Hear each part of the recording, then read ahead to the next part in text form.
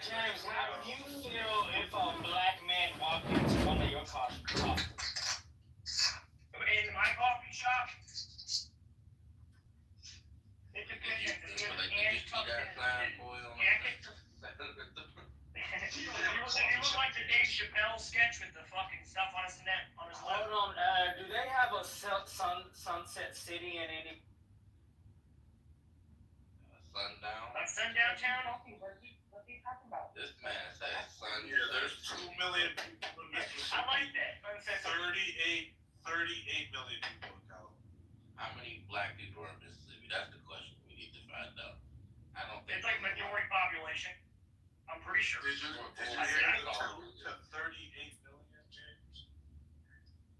That makes sense why there would probably be more hate groups in California just because of the sheer mass of the population size. California's more racist than all the other states combined. I'm gonna stick with it. No, I'd probably say a per capita thing. I'm curious to see per capita how many more those. First or 92nd. Yeah. I'm telling you, I mean, overdose of reach there. Doggy bag. Wait, what place are we talking about?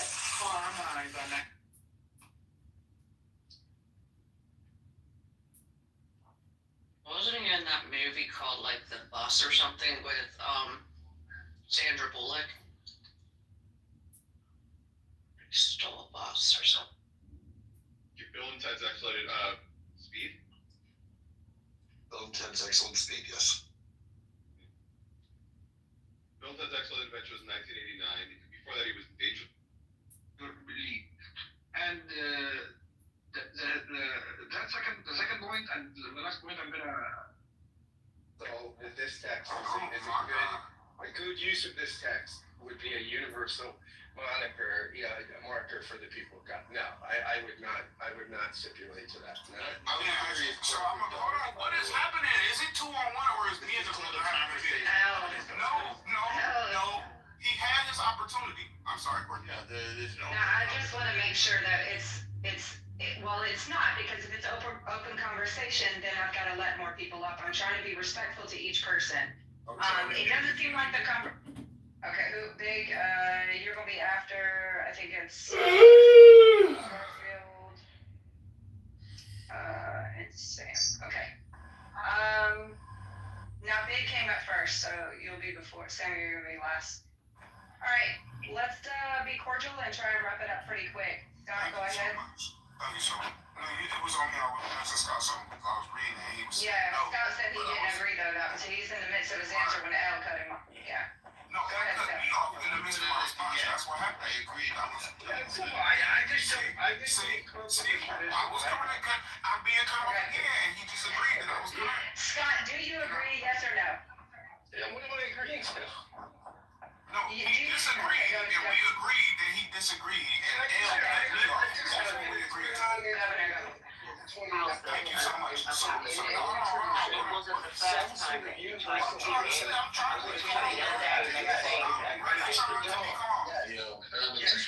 none of this information coming out. We can't hear none of the information coming out. I think if you want to say that these Scott, can I speak? Are you allowed? Go Thank ahead. you so much, Courtney. Thank you. I need everyone to stop. Listen. All right. Scott, he's going to read or re-ask. You're going to address it. L, you're going to stay on mute.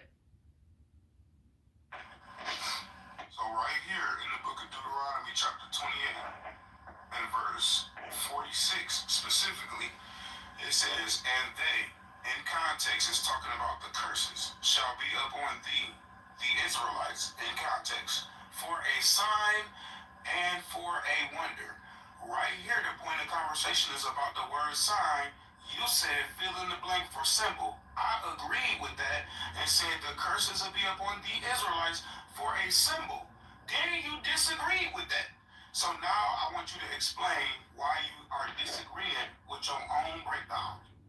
What I'm saying is, I don't think any mainstream tradition of reading this text over 2,000 years would look at best alternative for the identity of the people of God. Now, if you want to look at it that way, start your own tradition, great, and maybe you'll overtake Judaism and Christianity, and everyone will say, "Oh my gosh, this is the right reading of the Bible." I'm highly suspect that will happen, but you're free to have idiosyncratic opinions, right? This is how new traditions are born. I think that most people that have studied the text over time would disagree with you, and that's fine. You're entitled. People died in 1776, so that you can be on this app and spout idiosyncratic and conclusions.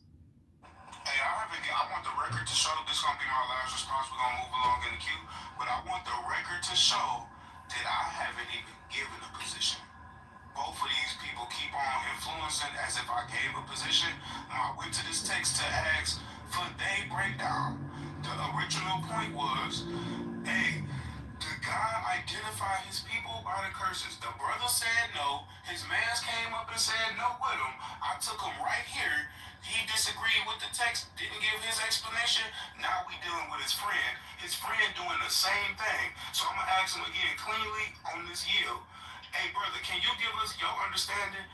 Don't say what it don't mean. Tell us what you teach that it mean. If you had to teach this to your child, tell us what you would teach them what this verse means. That's all I'm asking you. Who are you asking me? As I've now said Absolutely twice. not. I'm not asking you. Absolutely not. Thank you. So what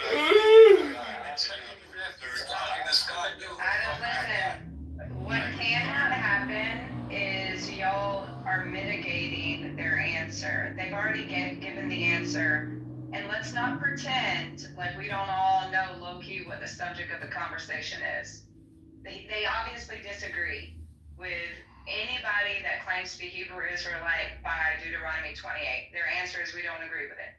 Your answer is, well, you've not given us a reason to see why a sign or a quote of symbol would not be the reason that I would identify with this passage. Now, I'll give my answer since there's not very many people up here doing it.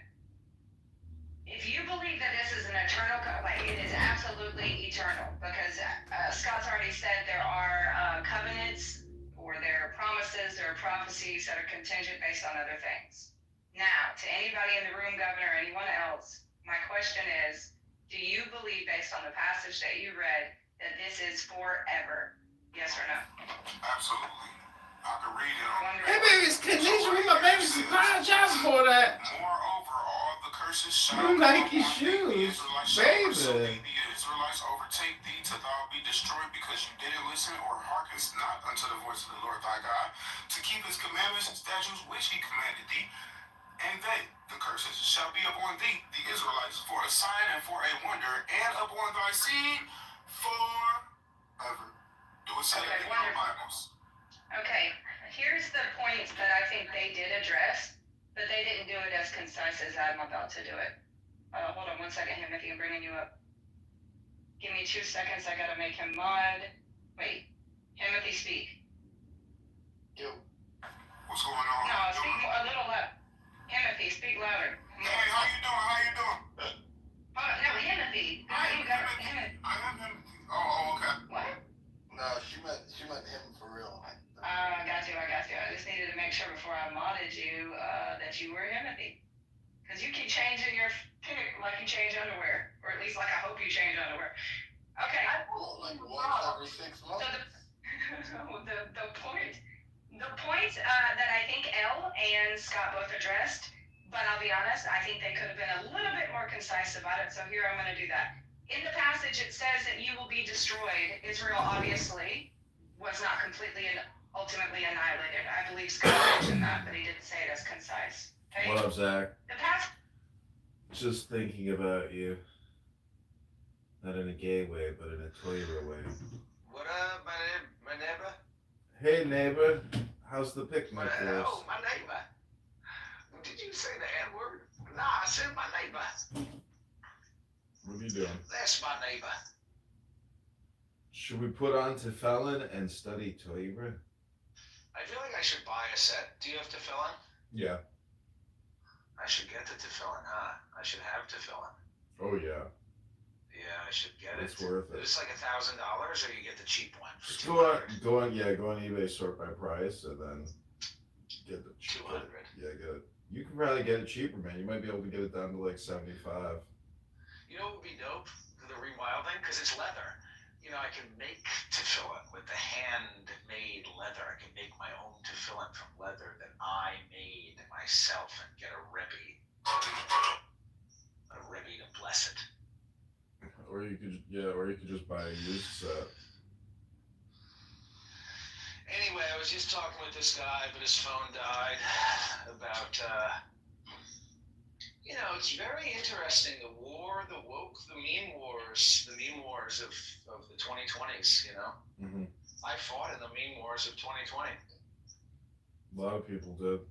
Yeah, I'm a veteran of the meme wars. Oh, here, he's calling me back. Shabbat.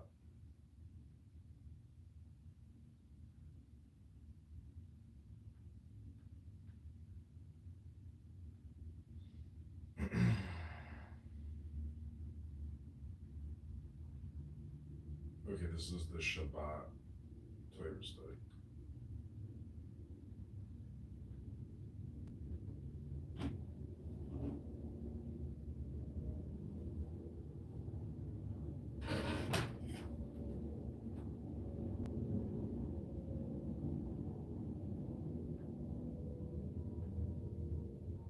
Alright, anyway. Well, it is Shabbat, January 24th, the 25th year of the 21st century. Shabbat Shabbos. Shabbat Shalom. It's all good. Everything's good. I think that the meme. Do you think we're winning the meme wars? That's my question. Are we winning the meme wars? It's always yes. Yeah, because all communication is hypnosis, and we're winning. So therefore, we are winning because I just said we're winning. Well, Elon Musk will be live tonight, and when he goes live, you know, he says a lot, and so if you have a YouTube account, you can shoot, you know, about 10 clips, 10 shorts.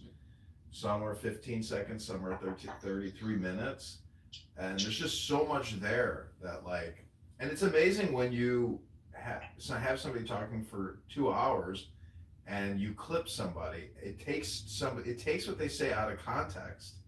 So it's just so crazy to like clip one of the richest people in the world. All right, here's a way that we could work together. Tell me what you think of this. You record. When you're recording, are you sitting there listening too? Yeah. Drinking a beer mosa, as it were? Mm-hmm. Okay, so here's a way we could work together. You record and you listen, and then send me the video file. Just no video file. It's all straight to YouTube. Oh, it's just live. Well, it's shorts. This is why you need to start working with YouTube a lot, and you're not doing it. You have to use that Tanya book and create YouTube shorts and TikTok shorts, and then let's talk. Reading the Tanya, like with my face reading it? Who cares? Face or no face, time is short. If you don't start creating, it's like you need the experiences, the collection of the experiences. You know, you have to start creating. There's no other way to live life. Well, yeah, I agree with all that. I just was asking specifics. My point is, I'm a quantity person, not a quality person. I'm sure you can tell by now. I don't care about quality. I care about quantity. Show me the numbers.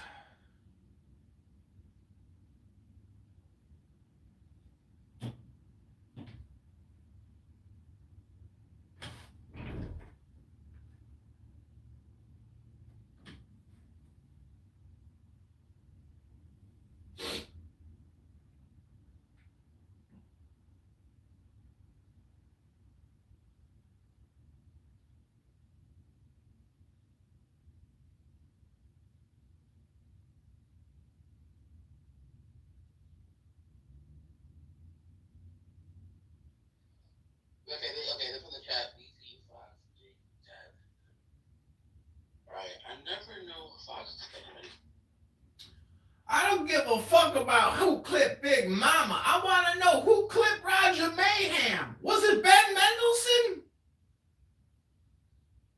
What is this? Who is Roger Mayhem? Roger Mayhem is a power user on this app. How dare you say who is Roger Mayhem on Clownhouse? See, I'm gonna get the bottom of the now. Y'all, you ready making progress? Okay, so I don't really know why Fox. Okay, so listen, I don't know why Fox is on the list. I can't say Jazzy. I think Jazzy's on the list for high T bitches because they still think that finance Sephora with the Shane. That might be right. Yeah, so I really think that the list is created by the high T girls. Let me tell you why. Jazzy should definitely be on that list, and she should be clipped because she a racist. She hates people. She hates herself. Get him. Right on, drop him. Get him out of here. They kicked me.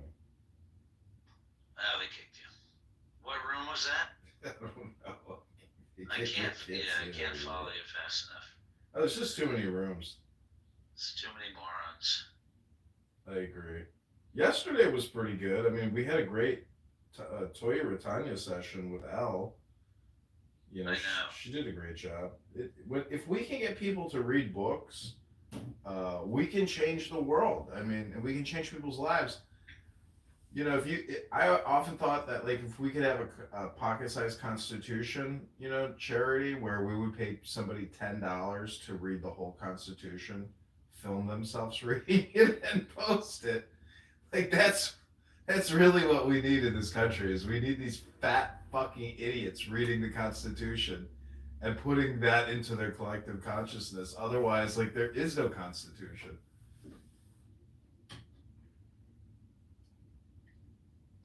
You know what was funny? Well, this is, I don't know. I don't even know. She's not going to listen to it. Is she going to listen to the replays? Do you think anybody's listening to this? Fuck no. Fuck no. It was just funny that there were a few, what did she say? Heterics? Yeah, heretics. Heterics. You really don't know how intelligent somebody is until you hear them read a book. They can't really read, can they? I thought you're like Philadelphia. The reading the reading rate is like 50%. Like, well, she said she's from Philly. Oh, I see. I thought you were like actually quoting a statistic, you know. It was a statistic. She told me she was from Philly. Later that day, I read the statistic. I wanted to like send it to her, but I didn't have any way to send her an image because I only have Clubhouse because she didn't hit me up on Instagram. But that's all right. We keep moving. This girl that I was like in love with here in Chicago, I basically told her, you know, like, hey, I love you. I want to get married to you. I want to have a family with you. Like, you know, I'm so happy with you. I would never have a desire to be with somebody else. I said all kinds of shit. Her dad was like a general in the Israeli army. And she was like, I told my dad everything you said. Like, you know, it's like a dream come true. It's like, you know, it's exactly what I want and I've been waiting for. But then she's like, but I took a job offer and I'm moving to San Francisco. So bye-bye. So I was like devastated. And I just saw she got like engaged on Instagram. And, but the thing is, it's like, it's emotionally traumatizing because it's in your memory. But then, you know, if you know the symbols and I'm like thinking to myself, there's not a speck of dust out of place in the whole universe. Like that was her destiny. You know, and but then you know, it's just like I'm happy. But like when you see a man and a woman united, it's like I think of, you know, Hashem Rabboni Shalom. So it's like there's no like sorrow, and you know you can rationalize things a lot of way, and I mean that's basically what you have to do to keep continuing. Did she want you to go to California? Yes and no. To me, it seemed like a bullshit way to, you know, end the relationship without like hurt feelings or something. Because what was I gonna do? Just like abandon my job and just like go live in some fucking another 1-bedroom apartment? You know, well, many people do that. Yeah, but it didn't. I just was talking to this guy on the phone 5 minutes ago who did exactly that. the thing is, we weren't even engaged. So it was like, well, she's gonna break up with me there. So why am I gonna go fucking move halfway around the country to go get broken up with? I was like, it would be the dumbest thing in the world. And anyways, you know, I kind of predicted it. I was like, you're gonna move there, you're gonna meet some guy in big tech, and you're gonna get engaged to somebody that works at Facebook. And the fucking prophecy came true. Is that what happened? Yeah. Well, right. There's not a speck of dust out of place in the whole universe. I'm just wondering, Listen, it's the question of quality. When you have a woman who is extremely beautiful, and I'm telling you, like, she has a body on her. This chick has a fucking incredible body, super hottie, and super sweet, super loving. But then, I went to the gym last night, and I see a beautiful woman stretching. I'm just like, why? What the fuck do I even care? Like, there's millions of them. I know, a lot of them have nice bodies. They're all over the place. And the summer is just a few months away. I just gotta hold on to the beach, to the summertime. I did see a little meme. I forget the guy's name, but I bet you would recognize him. He's one of these meme guys who you see him talking on podcasts. And he said there aren't a lot of problems that can't be, I forget what he said. He didn't say solved, but it's basically like, there aren't a lot of problems that can't be made better by getting in shape and making more money. You'll still have problems, but you'll have more emotional capacity and resources to manage those problems. Going to the gym and reading books is the smartest thing anyone can do, but it's also the most difficult thing to do because it takes willpower, focus, and concentration. The money. You have to make money. Well, you need energy to make money. I mean, you can just be a regular routiner and going to your job, but you'll still be depressed if you're not trying to improve yourself. I mean, anyways, I'm just saying that making your body and your mind into a masterpiece or achieving the highest state of organizational presence, you can max that out pretty quickly by being focused. But then it's a question of, well, if I want to make money independently, and we've had this conversation a million times, what are we going to do to make money? I mean, you got to just start creating and, buying low, selling high. It's a transaction. I mean, I made money in the publishing industry just selling CD-ROMs and books. I mean, you could create a book on how to start. Well, anyways, I mean, it's always the same thing. It's very difficult, really, to create a website and to sell products nowadays. eBay would be like a direct approach, without having to deal with the Google search engines. Like if you were to put your baskets up on eBay, I mean, it could be possible that with the right marketing, sweet and salty baskets. I mean, maybe it's a fruit basket, business you're doing, or, I'm just saying that you could actually employ somebody full time if you were to just work on all the marketing. You could actually, have your own, mini little manufacturing business. You got something there. I mean, you could your baskets could be in every Abercrombie and Fitch in the front of the store with a pair of jeans in it. It's just how do you put the pieces together to make that little money miracle? Because when you do have money coming in, it really does feel like the presence of God, because you're like, holy shit. You're like, I just made $2,000 today, $5,000 yesterday. It's an exciting thing when you make money because you have figured out a hole in the system or a glitch in the system. Yes, I think that probably eventually, I'm still thinking about my nature classes. I think this has all been about getting my spirit back to do what I was originally doing, which was nature advocacy. It's still the communications industry, You're trying to communicate.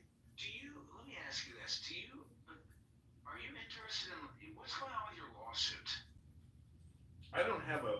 lawsuit myself. I am being garnished by a cocksucker lawyer downtown. So if I go back to work, they'll take, $1,000 out of my paycheck every month, and then they have tried to force my tenant. Well, they did. I mean, they forced my tenant to pay them rent. So like they have stripped me of, they have debanked me, and they have prevented people from even like paying me rent that are living with me. So, I mean, I'm in like a pause, like a frozen state here, but I'm not like struggling. I mean, when they debanked me, they only got $200 out of my checking account, and I took everything out over a period of a couple months. So it's like I have a small little nest egg, which is dwindling, and but like if I go back to work, I have to file Chapter 13 and go into a payment plan of like 3 to 5 years, and then eventually I can get out from this massive $300,000 judgment that they say. Or I could just do nothing, and live in my place because of the VA money that I get. It pays my mortgage. So if I could get into like a cash business or create a hustle, I see. I don't have to go back to work anymore per se. And that's the exhausting part about life is going and listening to fucking people waste your time in an office, 40 hours a week. Look at Anna down there. I mean, look at how beautiful and successful Anna is, but I'm pretty sure that Anna doesn't really look like that. That's AI. You want to see my AI? Maybe I should put my. Did I ever show you my AI? It's not really. I mean, I did go to the gym this morning, and so I'm on the road. I mean, I'm not saying, it's like you can't just look at the AI picture 1,000 times and then turn into the AI. You have to actually put in the work to become the AI. You have to really embody the AI. You have to become. Once you go to the gym for years and you've been lifting weights continually for years, 5 days a week, you don't even think about it. It's just part of your natural flow state.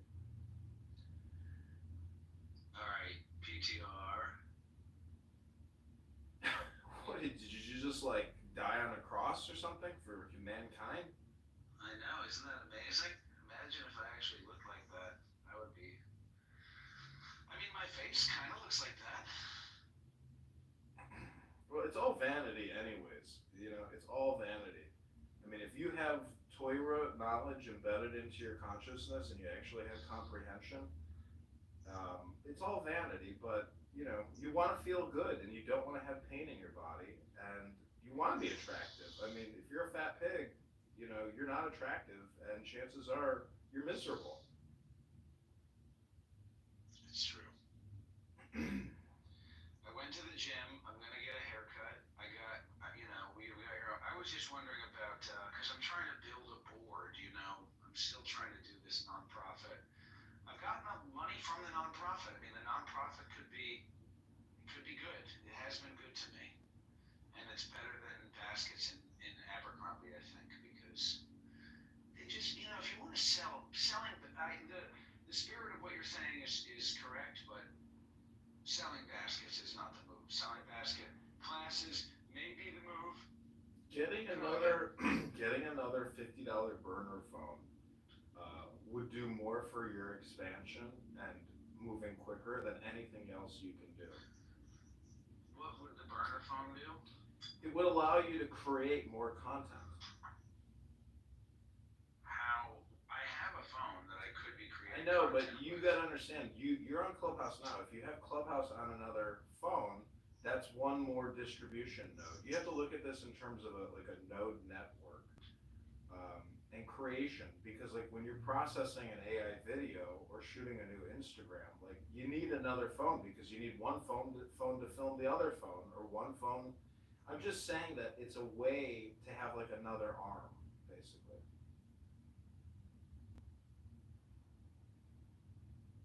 I think that Clubhouse can provide good, and I think that you and I have been a good influence on each other and can continue to encourage each other as conversa. But I don't know how distributing Clubhouse is a moneymaker. I think even It's not. It's a creative maker. there's no such thing as just money from just creating something. I mean, I'm just saying be as creative as possible. I mean, the work that we do with. The main way to make money from internet seems to be produce some video that people want to watch, and then you get a following, and then you sell ads. No matter what the content is, the way that people are making money is from viewership. And I think that even if I want to roll with you on the Clubhouse path, I think making funny clips that are like 2 minutes or less could be good. That could be a YouTube channel that would get a lot of viewership. And then even if that channel had viewership, then your live streams would be more popular. Then the live streams would be funny. It's like the difference is the viewership. You know, if you were live streaming the other night, you were live streaming, or maybe it was yesterday, it was like there were 40 people all of a sudden. And you were reading, and I was floating away. And sometimes when I float away from you, I feel guilty. Because I'm like, oh, I'm leaving him alone. You know, like, I'll see you later. I'll see him later. But then yesterday I was floating away. I was like, oh, I'm not leaving him. He's reading to 40 people.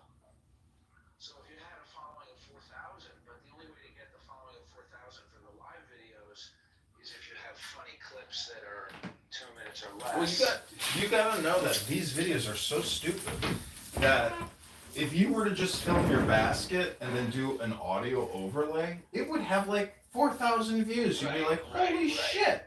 And that's just because you're not doing it. You're not doing. When you have another phone, it takes a little pressure off that phone, so you're able to create on this phone. But until you start doing 10 videos a day, and you say, okay, John, it's the 7th day of the week. Here's my 70 videos, and then I go through your videos, and one of them was a big success. You'd be like, okay, fine, you're fucking right again. I'm not creating anything. And this is why I say, show me your numbers. Show me your numbers. Don't just tell me words. How many videos did you put out this week? Right. All right. Well, I guess I should go make a video today. Just film a basket, do a full 360 of the basket, and then do an audio overlay of, like, you know, nymphs and fairies in the forest.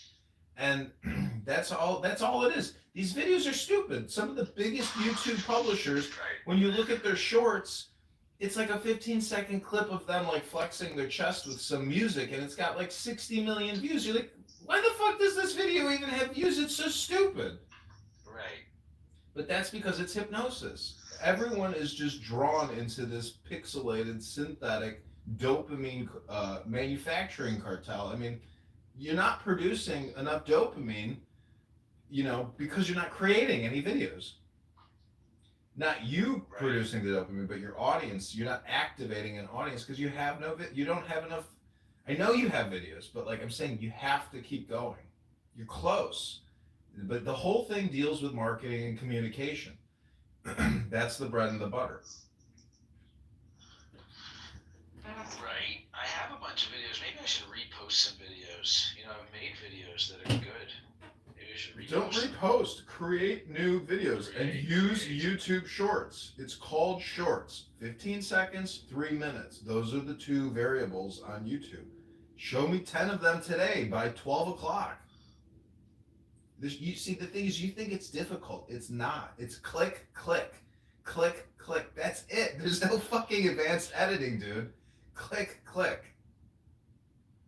I mean, the editing and the features, or, you know, if you want to change the video, are embedded in YouTube. It's with filters, or there's magic. I'm just saying, I'm just giving you, you know, positive words of action. I mean, whether you do it or not is I appreciate totally, it. I mean, yeah, this is what I need. This is the morning meditation. Oh, we haven't even gotten there yet. We haven't even begun to toil. I'm making some eggs. I'm gonna have to go because I'm getting a haircut. A haircut? Just shave your head. Join the club. Save the money. Just shave it all off. Right, baldy, shiny bald. People in the live streams will say to you, do you shave your head, or are you bald asshole naturally? Shiny bald. Nobody's watching us right now, but Christian Boy writes, what are your thoughts on Israel-Palestine crisis? How can we solve it? Who wrote that? Somebody named Christian Boy. Where, on YouTube? Yeah. You're live streaming on YouTube and they're commenting?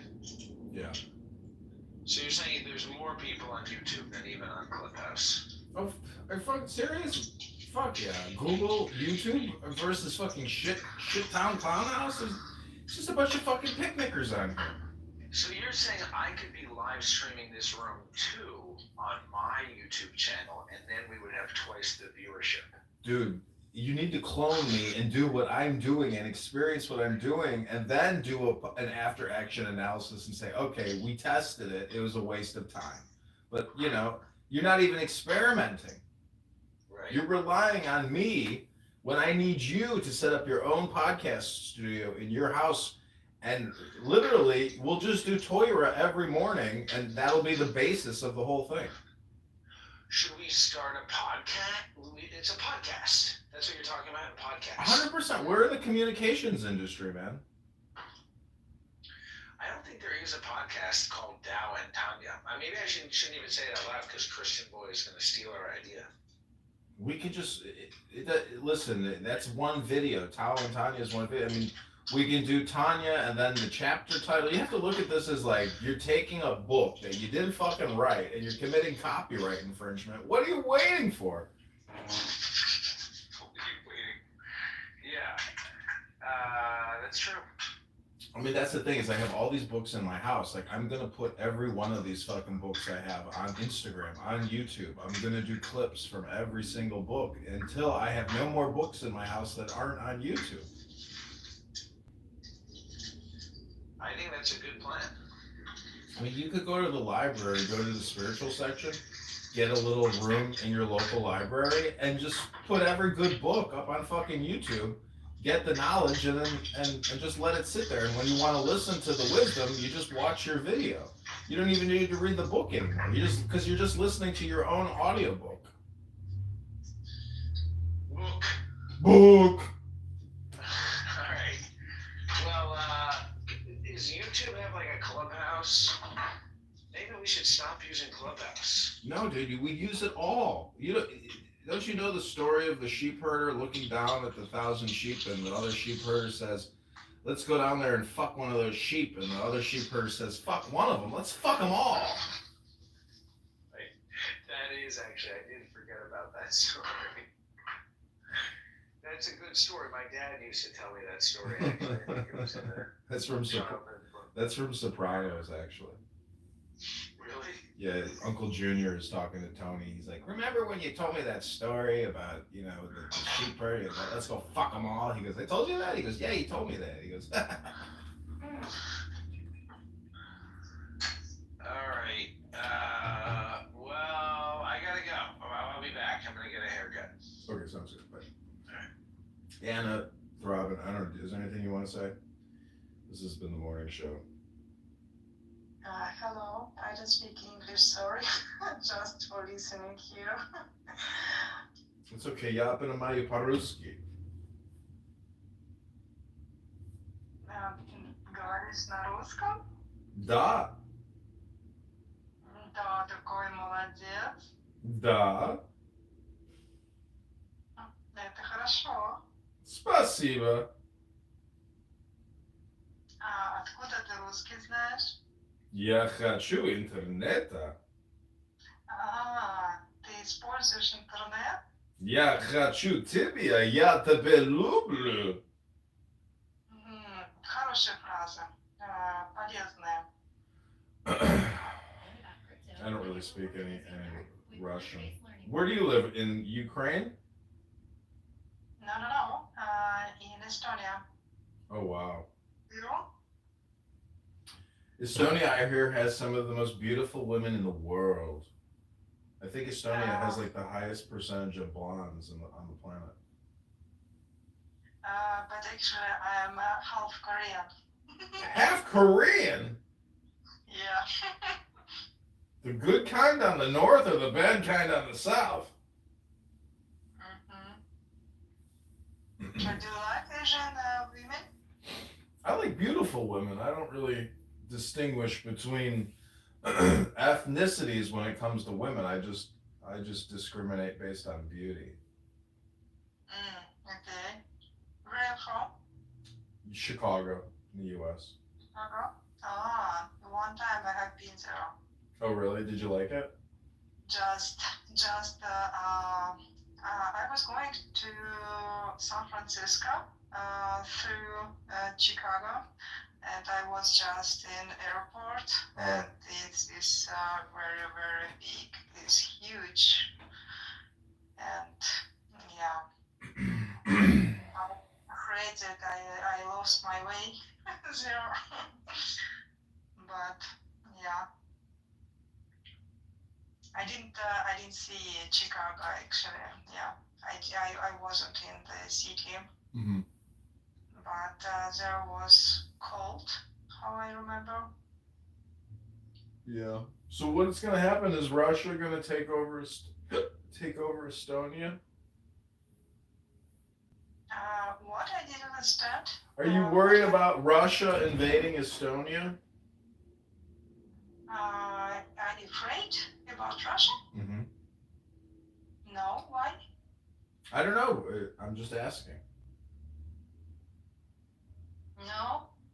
No. Actually, I'm from Russia. Yeah, you're right. Mm. But I live in Estonia already a long time, maybe more than 20 years. And for me, this home is Estonia, maybe more than Russia. Nice. But sometimes I visit Russia too. And I don't know. I don't want to go back. I like Estonia. Yeah, I heard it's pretty nice. Yeah, there is safety. There is small. Here, I like this. How's it? I like those people thinking. Yeah. Mm-hmm. I like, for example, I have children, and I like to speak with the teachers, and they explain me how to be, how to do, and I learn from them so much. I like them very much. Yeah. Would you work in IT? IT? IT? I studied maybe 2 years IT, but this is no. I think I'm like usual person, usual user, not very big expert, maybe. Why you ask? Oh, I thought because I know Estonia has like a pretty big information technology industry. Yeah, you're right. You're right. Yeah, I have many friends who is in IT, but I'm not a programmer. I don't like that. I think I tried. I wanted to understand, but I don't like that. I don't know why. And what is your how's it?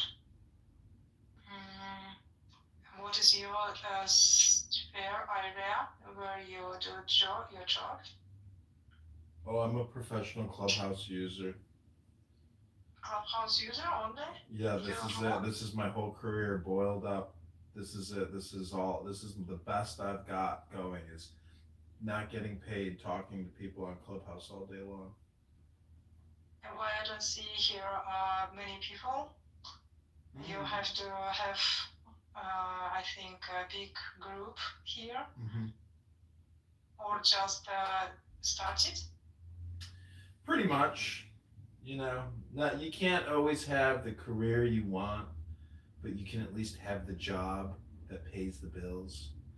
And I'm just being facetious. Joni or 3, Skrillex signs, do you want to come up here, Throbbing? Anything you want to say? Do you like poetry, Anna? Poetry, I don't know what is it.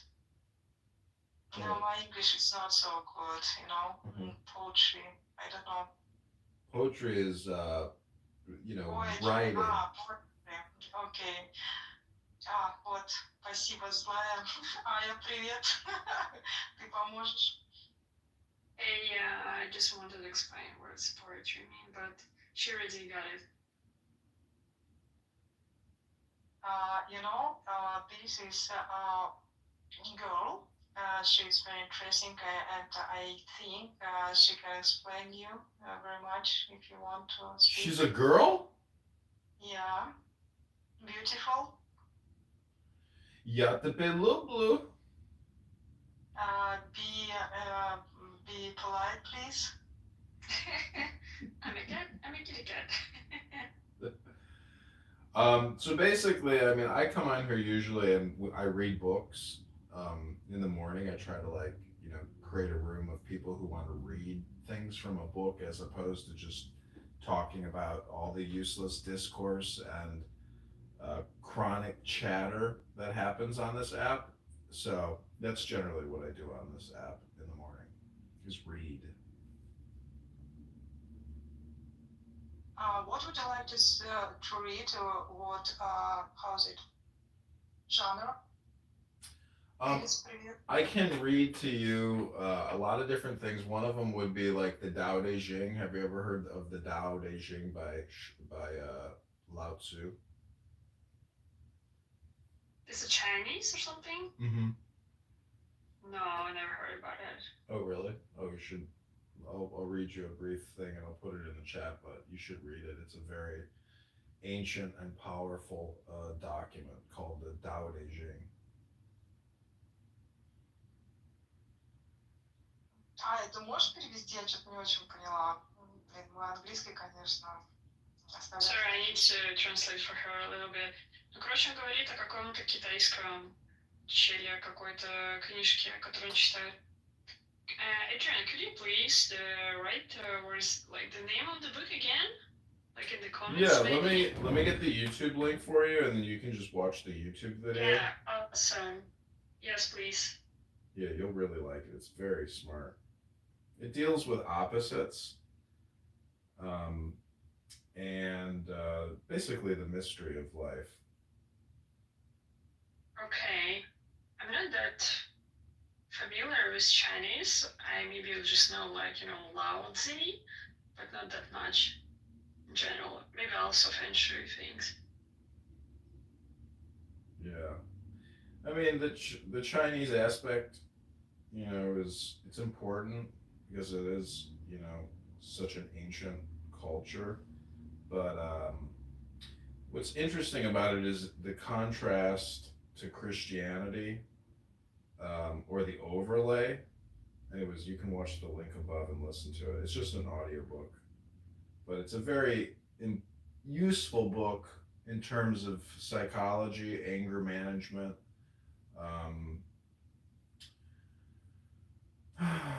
joy, relationships. Yeah, okay. It's very interesting. I'll read you a verse from it. Let me get the book. Hold on.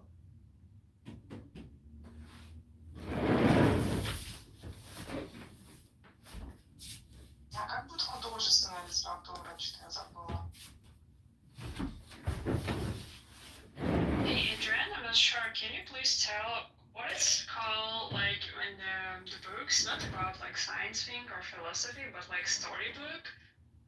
I'm not history. I mean storytelling book, like I don't know, Jane Austen, whatever. What is it called in general? The novel? You think it's a novel? Jane Austen? No, it's like. I don't know. Can you tell some example of what's your favorite book? Maybe we can describe it. Like, what's the genre? I mean, my favorite genre is philosophy, which is really psychology. Non-fiction? Yeah, I guess non-fiction. Yeah. I like non-fiction, and I don't know why. Last time I don't like, how is it? I don't remember this yeah, tell stories, literature. How's it? Художественная литература, блин. For example, this Dreiser American tragedy. What is it? What is this genre? I don't know. What would you? It's just a drama. Okay. What do you think about drama or detective or? It's fine. It's entertainment. You know, it's not gonna like change your life. It's not gonna make you smarter. It's just gonna keep you entertained. How that? But you can follow these people behaviors and you can understand how you can act in your life, for example. Yeah, like what's about Shakespeare? Yeah, Shakespeare's great. Or Lev Tolstoy, or even Theodore Dreiser. I think he affected quite a lot. It's good, but it's not. You know, time is very short. No one really has enough time to really kind of ingest a lot of those huge novels like Leo Tolstoy or what's the Gulag one that Jordan Peterson talks about a lot? Do you know which one that is? Solzhenitsyn. Solzhenitsyn, yeah. Yeah. He says that is the ultimate masterpiece. But imagine putting that through ChatGPT and then getting the morals, the ethics, or the philosophy out of that because there's just so much filler material that if you were to condense it, it would be easier to take in. Yeah, I got you. But I think it's just different type of experience because you also, as you said, like it's entertainment, so you can read it and enjoy it at the same time and go deeper into story and all the stuff, feel the atmosphere, characters, and through them and their life story, realize what is this whole story about? What's the point? Yeah, it's another way to spend your time. But let me read to you from the Tao Te Ching, and you'll see how this deals with psychology, philosophy, and how it's more direct. But this is a meditation, so take the deepest breath of the day, hold it for 10 seconds. This is the 28th verse. It's called the fusion of opposites. It says, to know the masculine and be true to the feminine is to be the waterway of the world. To be the waterway of the world is to flow with the great integrity, always swirling back to the innocence of childhood. To know yang and to be true to yin is to echo the universe.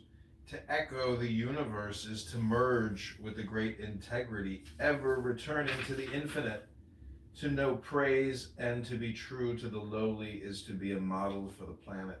To be a model for the planet is to express the great integrity as the primal simplicity like an uncarved rock. When the uncarved rock goes to the craftsman, it is transformed into something useful. The wise craftsman cuts as little as necessary because he follows the great integrity. This is the commentary. It says, first, we are reminded that the 10,000 things of the universe are composed of opposites, masculine and feminine, yang and yin, high and low.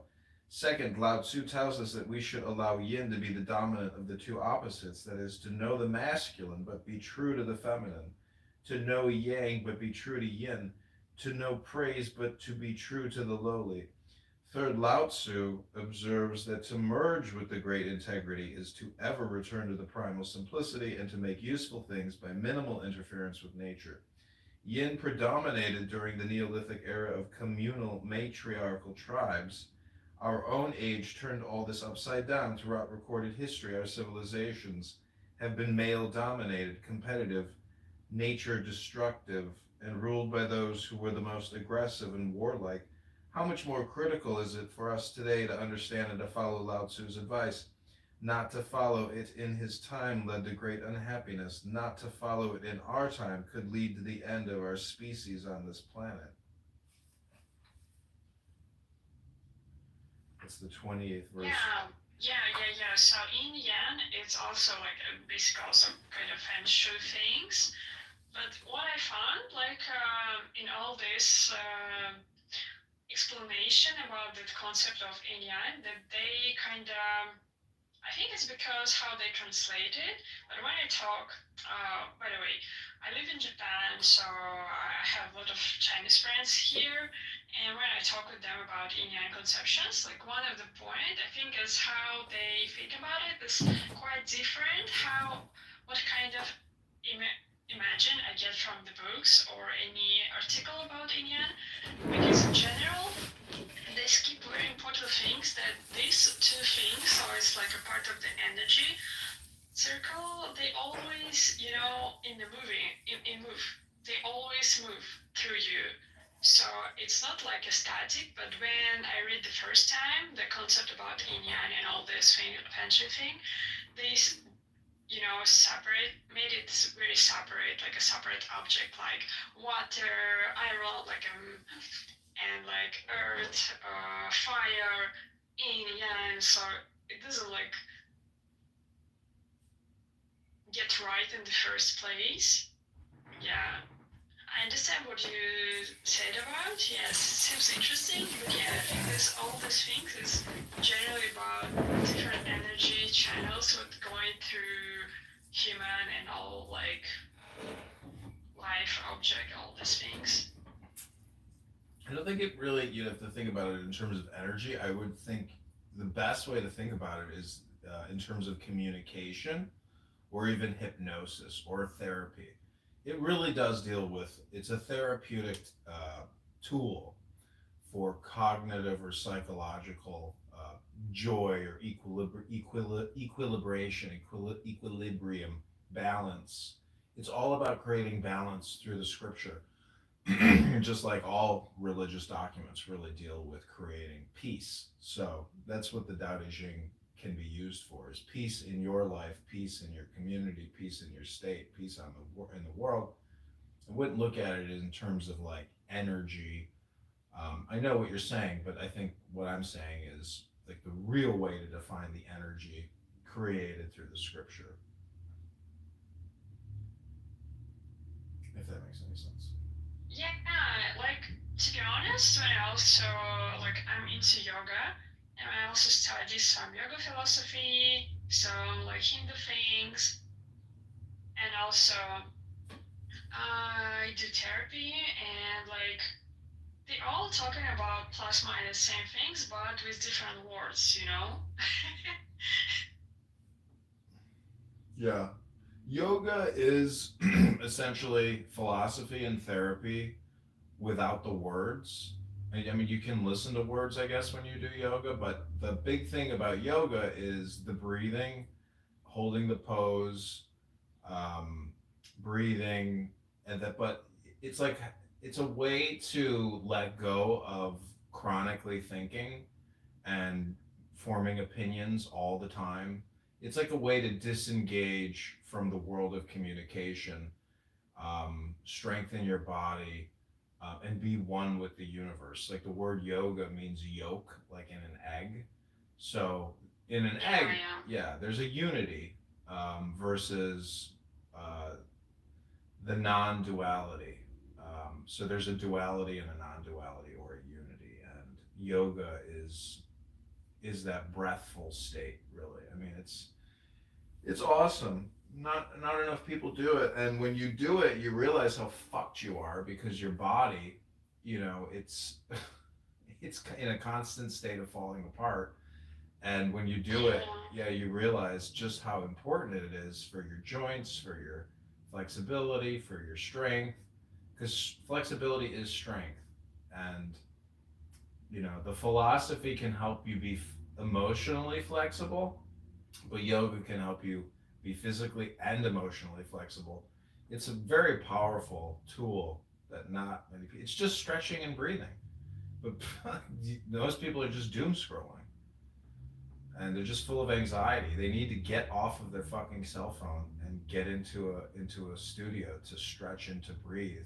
I mean, use your phone to film yourself, but don't use your phone. You know, not enough people are using it. They're just letting the phone use them. Yeah, those things happened. Yeah. I mean, about the body and like physical practice, like in my case, like I'm kind of millennial, so right now people same age as me usually prefer to like, talk about my back hurts or something like that. And I say something like just go and do very simple physical activity and pain go away. Because we have a lot of pain because we're just sitting in one position a long time, working with the computer forever. So yeah, just move. Yeah, it doesn't take that much. I like this one quote. It says, "The universe is in equilibrium, so it only takes a feather to overturn it." And when you do yoga, you don't have to do this like complicated flow yoga, which is a combination of cardio, strength, and then people are hurting themselves because they're doing all these poses which aren't really stabilized, and it's so what I'm trying to say is, if you have back pain, just doing very basic movements which don't require any physical exertion because you're just using gravity and a chair. There's just so many ways to affect your body without doing significant heavy lifting or things that anybody is incapable of doing. I've seen the fattest people doing yoga, and you're like, holy shit, look how fat you are, but yet you're doing all the poses because this is not like a cardio class. You're not doing a Zumba class. So yoga is yoga is just so important, and it's people are just looking at screens all the time, and they can't get off of the dopamine high from the screen to go within and do the breathing and stretching and just enjoy it, because it's an extraordinary experience, stretching and breathing and being free from your cell phone, being free from having to communicate all the time, think all the time. It's like being in outer space in a way. It's like being in the heavens.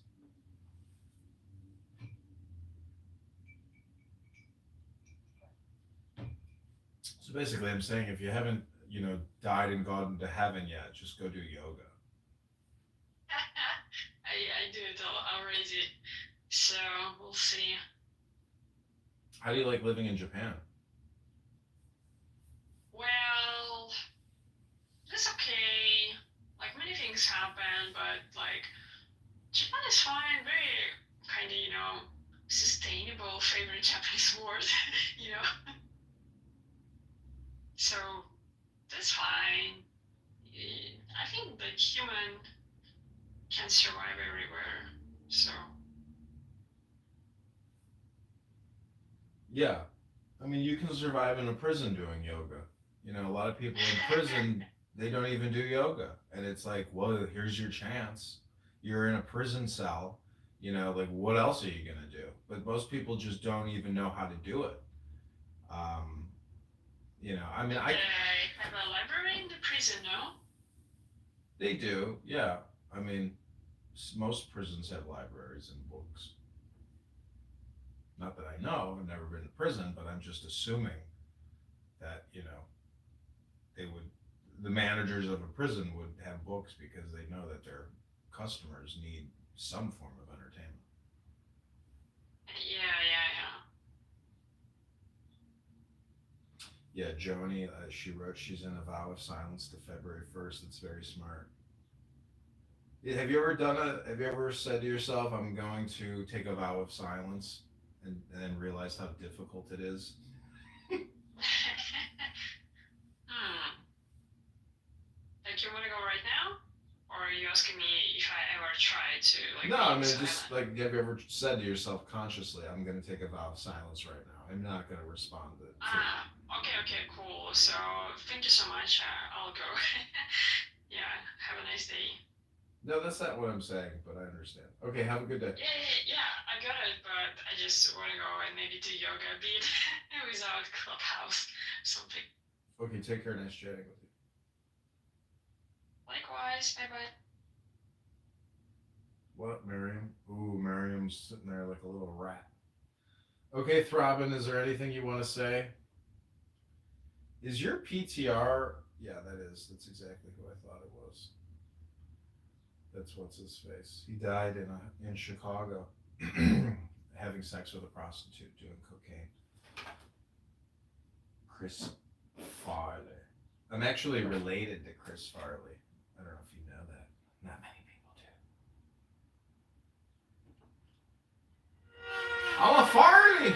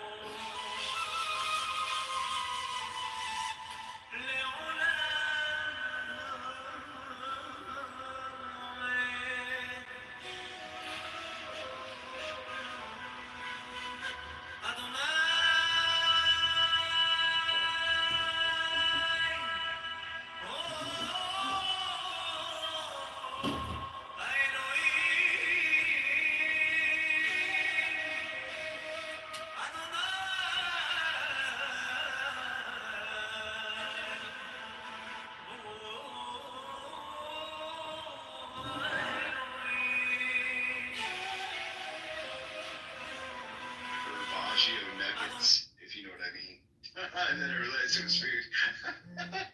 So I just had to say. I've made those before too. Okay.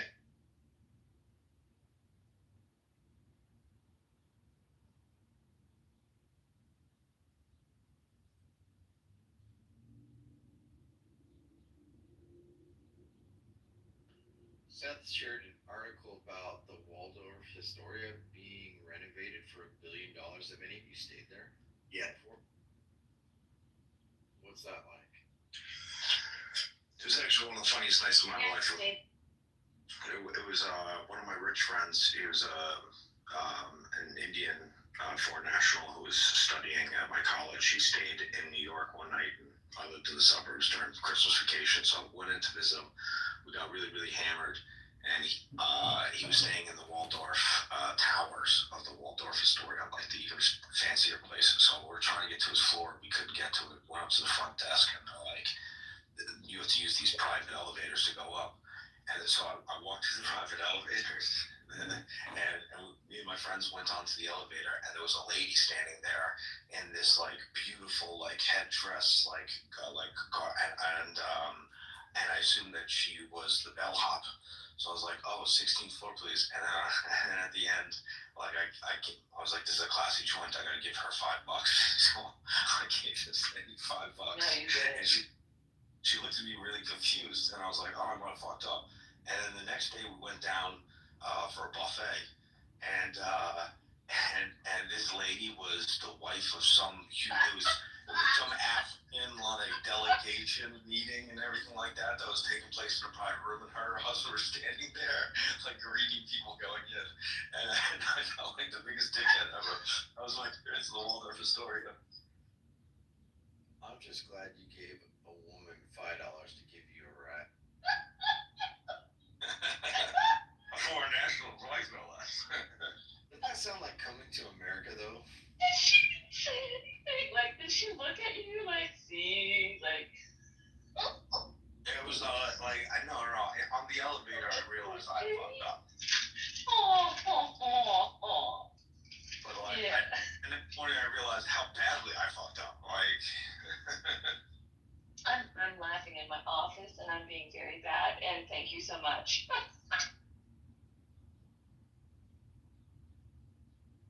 But I don't think asking for the 16th floor was a bad thing, because if you walk into one of those elevators, there's sometimes 5, 6 people going in, and they're not going to the same floor. So that was fine, and you were very generous, giving a measly $5 to somebody. I was a college student, and like, how much are you supposed to tip bellhops? You don't see them anymore. You used to see them in all the old-fashioned movies. Like 50 to $100 usually for good treatment. We would stay there often. That's the only place my granddad would stay when. We started staying at the plaza too. We stayed up in the wall. He always used to say, if you can't go first class, stay home. There we are, guys. You had funner time than me, though. More fun time. I've never stayed, but I took Maddie and my niece and my sister-in-law. We took the girls there for high tea or whatever how you call it. Very expensive to go in and get a little bite size. In the plaza? The Waldorf. In the Waldorf? Yep. We got set out in the warm area. So beautiful. How were the cake? It was like each one of us got a section in front of us. There's like tower things. We had little bite-sized sandwiches, little bite-sized desserts, little bite-sized little bagel thingies. I don't know. There's like 4 of those little circular tower thingies. We kind of felt out of place. We're like, this is a once-in-a-lifetime thing. We're not coming back here. No, you guys are. That's so cool. That is a once in a lifetime thing. I'm kind of jealous, but also happy for you. If there's a word for that, I need to know. I mean, if Maddie ever wants to go back to one with like a granddaughter or something, we're definitely not going to one that costs that much.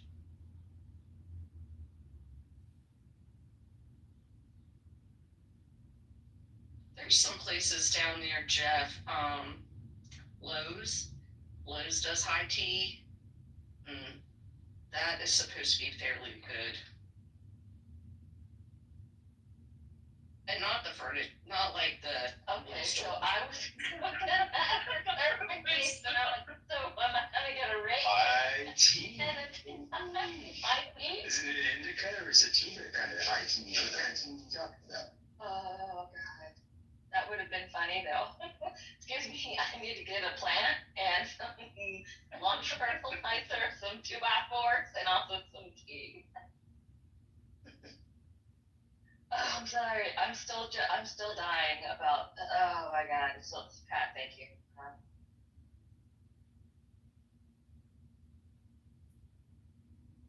Pat, you've gotten to become a better tipper now, right? Like you tip well if you do valet or whatever. I still don't know what you pet like. Was this 20 years ago? Like how long ago was it?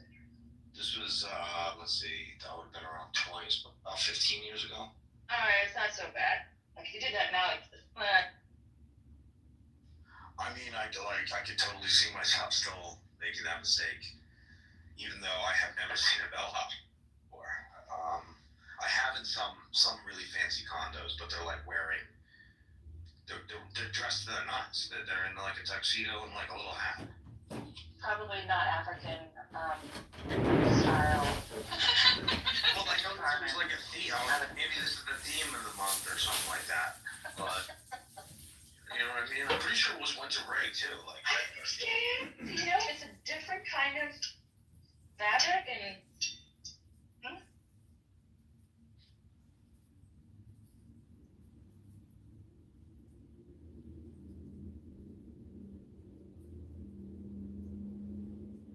Well, we talk about fancy. Has anybody seen Jomar around recently? I've not seen him. Jomar? No, Jomar. Dave Jomar? UK? You mean rumor? You mean rumor? A rumor. Oh my sorry. fucking god. I mean, you're changing his name. Honestly, for real. Well, because I haven't seen him, I've given him a new name. She's even forgotten his name. Hey, Gigi wants to come up. Gigi! Hell, this is why I was talking about Jomar. I thought you were talking about Jomar. Fucking dying. No. Oh. What? He's from another country, you know. He doesn't really count. Whatever. One is a kind person and the other is evil. I'm fucking around. Huge. Oh my gosh, I'm in the car with 3 dogs. We're gonna go look for Air Force One.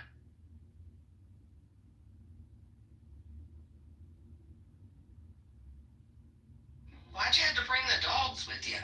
Because why not? They want all right just as much as the next. So your dog will get out. Did you have to get tickets? Because here you have to get tickets when Trump comes to town, even if he's just going to be in an air hangar. No clue. I have no idea who he's meeting with, where he's going. I don't even know. They're always free. Always up. Yeah, they don't cost anything, but you still have to get a ticket. Yeah, you just gotta sign up and you just you just sign up with your email address and they give you the ticket and you got your barcode and they scan them when you get there and they check your bags and where you are and all that stuff and yeah. I'm sure it's a lot more strict. Verifications. What was that, Jason? Some fucking hillbilly comment. You'll never understand the culture and I'm sorry that you don't fit. I don't fit in. I know and I'm sorry. Hills, where are you that the president is coming to see you? Western North Carolina. Oh, good. 119 days after Hurricane Helene went down. Oh my gosh. And the grid's still down in many places and people don't seem to remember or understand. Yeah. But my grid's working. Good. So I will stop beating the drum from the top of my hill as a hillbilly. We got burned, Hills, and you guys got flooded. I mean, I'm sorry about it. Really am. I mean, if you guys got on fire, would you guys get more money? We're not getting any money right now. Like, what are you talking about? I said more. We don't have any money. What are you talking about? No,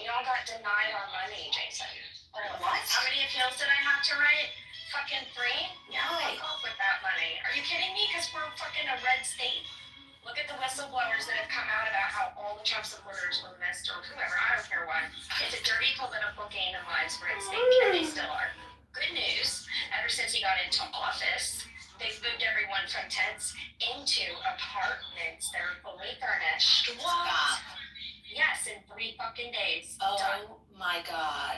Wait, can you repeat that part? Yes. Yeah, repeat it a few times. A few times.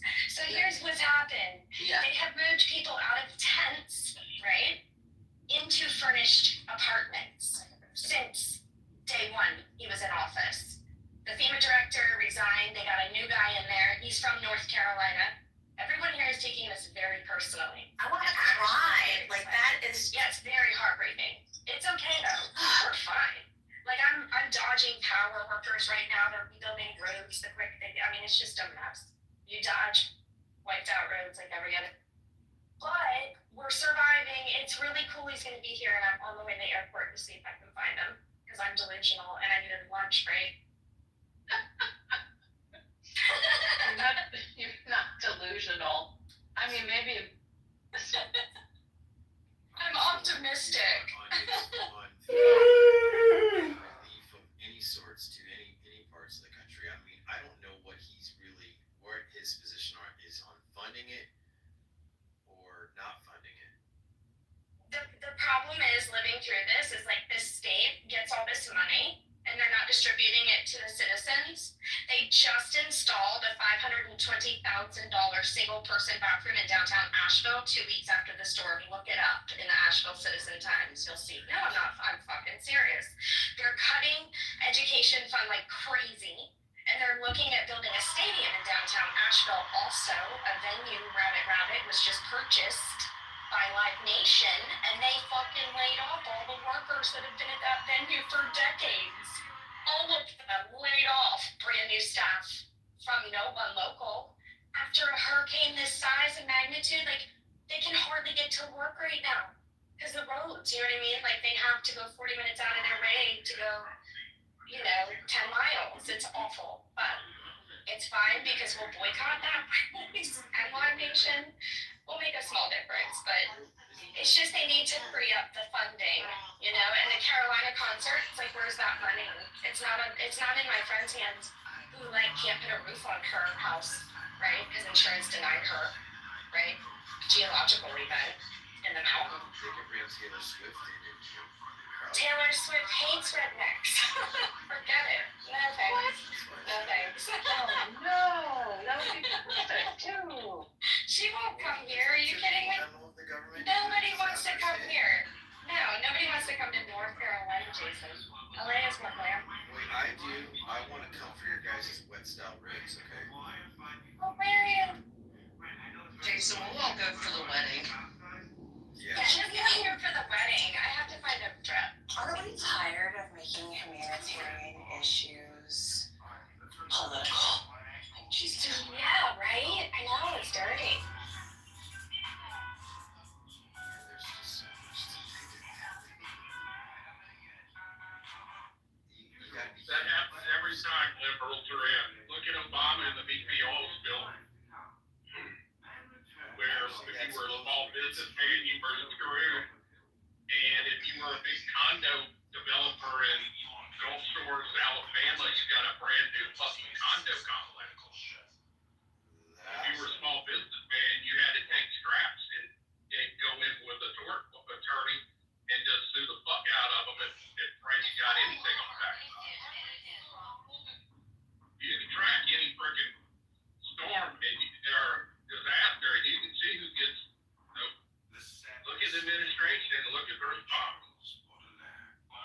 That goes for Katrina, we had response in a day. major disasters happen during conservatives, and lack of funding was there. Distribution was a problem. Where? In most major disaster. I'll tell you one thing, I was ground zero in freaking Hurricane Katrina, and guess what? We had shit on the ground the next day. In New Orleans? No, because their administration was fucked and drug their feet and wanted to play fucking stupid games, and they got stupid results. And that was a town that didn't even get hit by Hurricane Katrina. They had a fucking flood afterwards,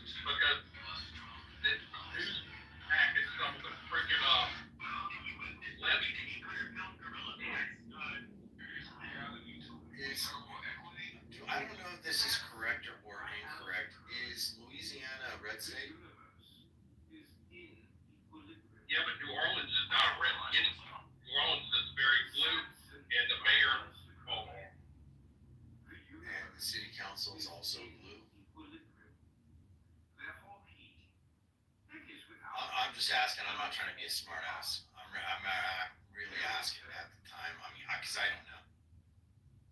I think he got a phone call.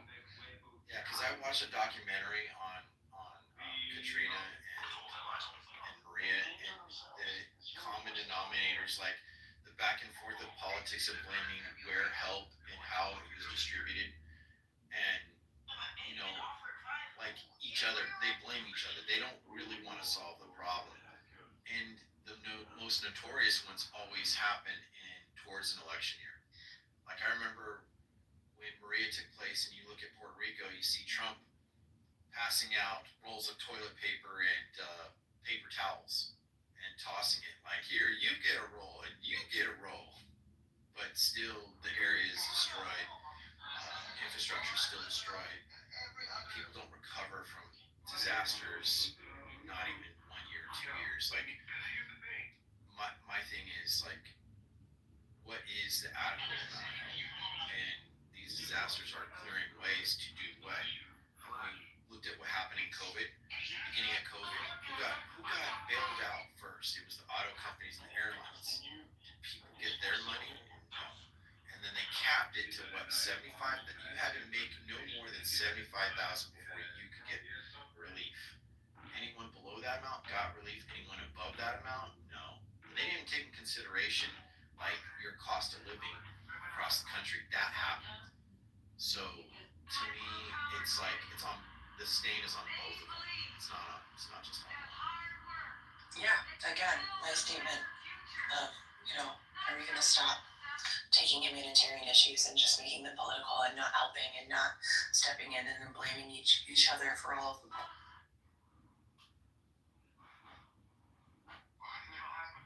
And we don't hear anything. We don't hear real talk about economic recovery for any part of the country. We don't hear about how will the government set aside funding for small and private businesses as well as medium-sized business structures to build industry in America. They won't, because they'll argue in the House so much of where the funding should go, how the distribution of resources should take place, and the bureaucracy within the contracting of building any kind of infrastructure. But yet we want to take half ownership of TikTok, learn about social media like that. I don't know. I see lots of things. I mean, anyone can blame any administration really long term. I have a question for you guys. Do you follow Adrian Dittman? Because he's down there. He's Earth. That's him. And, he's the one who records rooms. I don't know if you guys care. Oh, the guy from YouTube and all that shit? I remember. Yeah, he's Earth right there.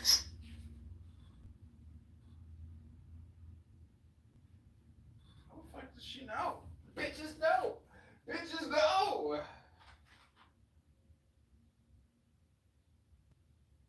Just taking a shit.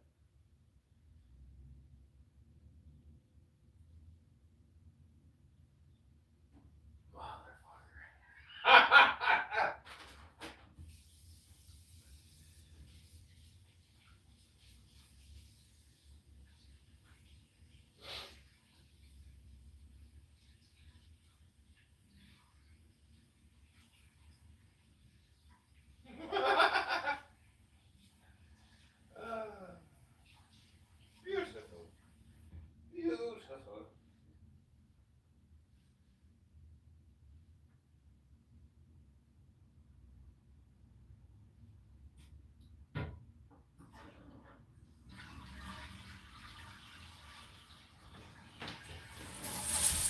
She's keeping tabs of me. How did she know? How did she know? Of course. He's such a sassy little fag sometimes. Yeah. Yeah, free Palestine. They're free to go. They're all yours. I hope they move to America and they move in next door to you and then they fucking terrorize your kids and blow themselves up. Enjoy.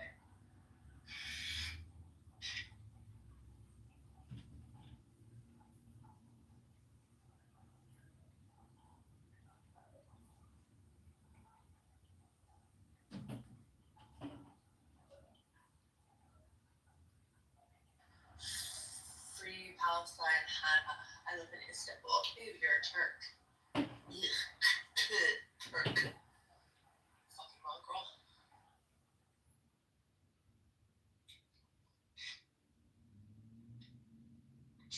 No, speak Turkish. You want to just do it in Greek? No. Please? Fucking boring. Hey, what you say? Look nice. Yeah, go suck his dick. His 5.3-inch dick. Didn't we look up the 5. Yeah. Well, you're being nice to him. Tell your husband that we looked up the average dick size of Greek men, and it was not impressive. 5.5 happens to be the average across the world. No, that's the average of the world. Well, it's also the average for Greek. Don't tell him about the Greek dick size. That's going to shatter his ego more than it probably already is. But your job from the other end is extremely easy. Mm-hmm. So you have zero. Yeah, you go suck that 5.2-inch dick, and you fucking suck it like it's the best dick you've ever had, Danny. Exactly. That's the best 5.2-inch cock you've ever had. It's less than a lollipop. Yeah, exactly. Gag on it. Make yourself gag and make it think, oh, it's so big.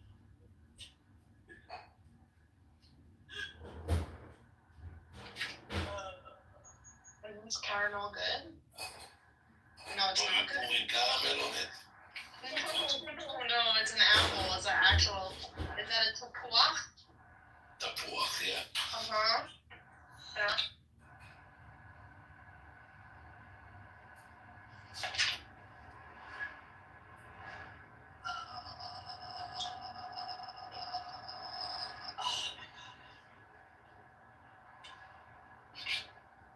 Yeah, so I think maybe he said he has PTSD from when I lost my shit. When I didn't sleep. He sounds worried about you. And if you're Yeah. staying up all night, and you're not taking medication, that's not a great sign either. So I can understand why. Take his anger as concern.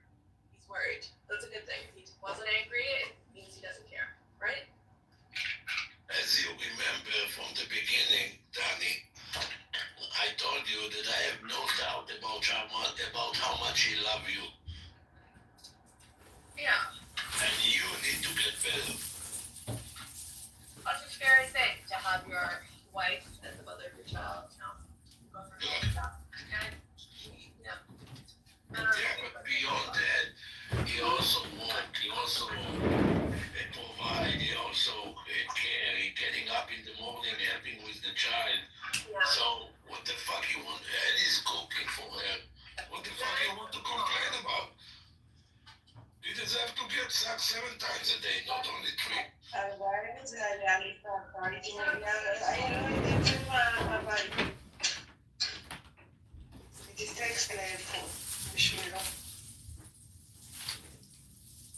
What's that? I think it was at 5 o'clock your time. Danielle, do I need to call the hospital again?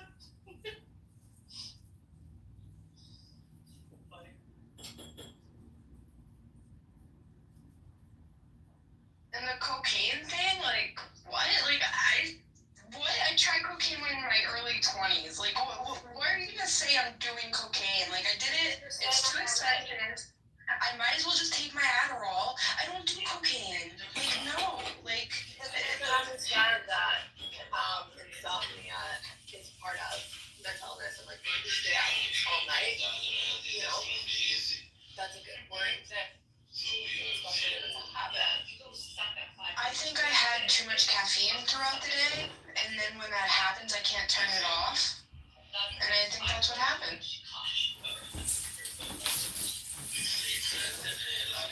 You need sleep, otherwise you go.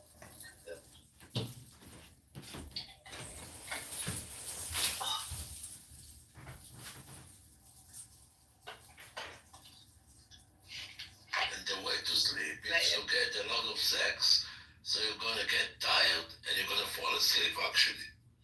Yeah, a little bit of physical activity. Oh my god.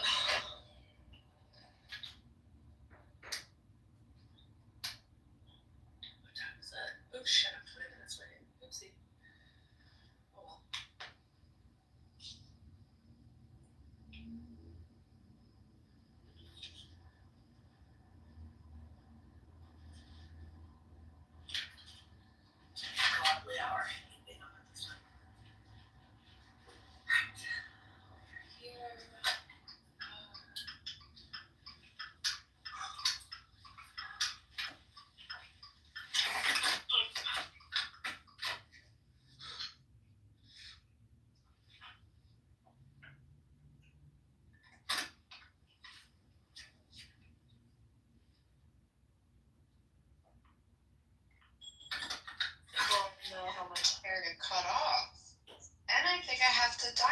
there because my friend said something to me.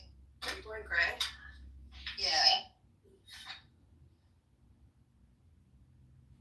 I was not gonna do it. I just didn't care. No, I feel like I should care. Not fuck. Don't dye it. Why though? It's like white. Yeah, what the fuck here? I'm just not like listen, my mom is almost 75 and she still gets her hair. Look out for herself.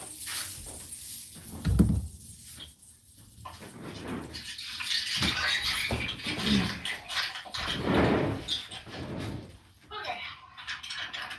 Imagine me being married to a woman like Yael. That's why she's not married.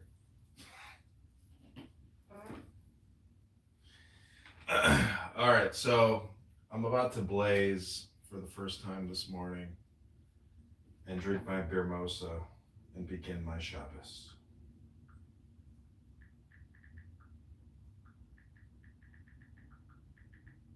Oh.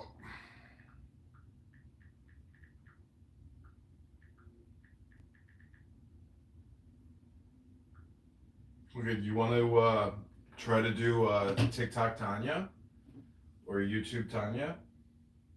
Because I'm down. I will create if you create.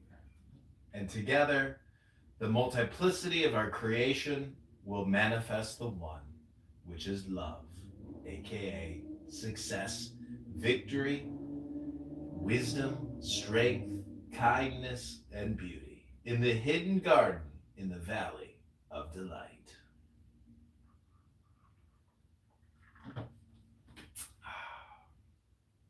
Welcome E to the room.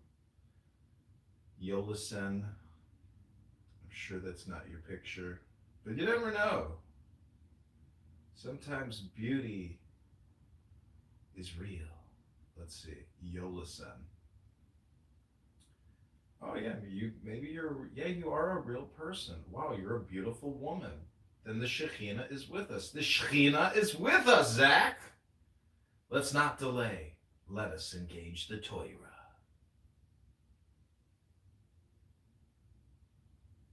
Welcome, E.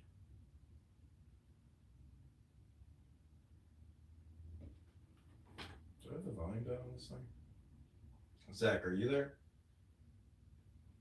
E, are you here? Daniela Beck. Yolisen, are you here? Do you have anything you want to say?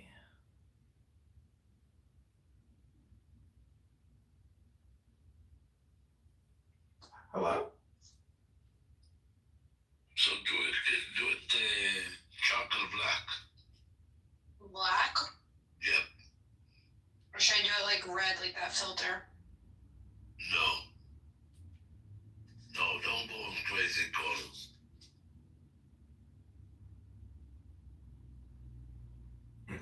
Okay, this is the Bitcoin room real quick. Alright, who wants to hear my thoughts on the future? I've been thinking. So, I don't know if anyone's watched Mr. Beast games, but the people who play the game dirty are quick to get voted off at some point, right? Like, so like, what if, you know, they talk about coming after Bitcoiners at some point because they had the money? What if the people that play the game dirty do get prosecuted at some point? So even like a guy like Brad Garlinghouse with XRP and shit, he ends up fucking himself, right? Like, in the long run. But like, the people who play the game too compassionately are getting fucked later in the game too in Mr. Beast. And I'm like, psychologically, that's just a weak. Amazing. This is why we engage Toyro. We don't listen to strokers talking about Mr. Beast and game strategy in a Bitcoin room on Clownhouse. We engage the Toyra on Shabbos. Shabbos Eve. Hello? Rabbi, are you there? Alan? thing working?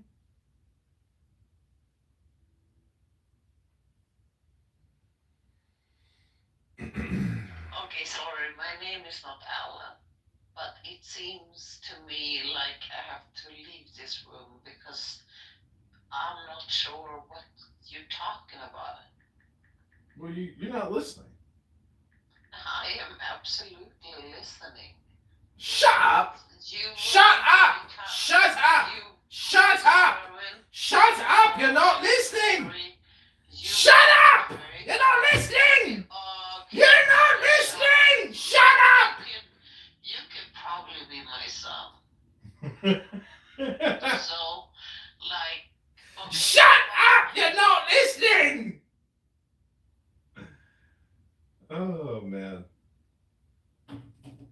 Actually, you know, the reason why I say that, the reason why I'm being ridiculous is because I'm conducting a meditation show, okay? So the whole thing about meditation is shutting up. It's a joke. I'm not really trying to be rude to you, but that's the teaching, is we have to shut up because we're just chatting. Yeah. I mean, I need you. I'm trying, but I'm also trying to, you know, insult people to prove to people that they can't shut up or meditate, basically. So, really, I want to just teach meditation. That's the big thing. That's the big thing. Yeah, do that. Well, Zach left. I need my Talmud Chacham, and she left. My witnesses are gone. Alan, you're all I have left. Alan's like, great. I'm chilling with the Ditman. I got a new profile pic every day. Like, Rabbi, Alan, what is your PTR even suggesting? You have like an Egyptian guy with a black guy in a medical, like, where did you even get the picture? Why did you even decide to make that your PTR? You're such a perplexing man, Alan. You're so devoted to Adrian. It's just, it's inspiring.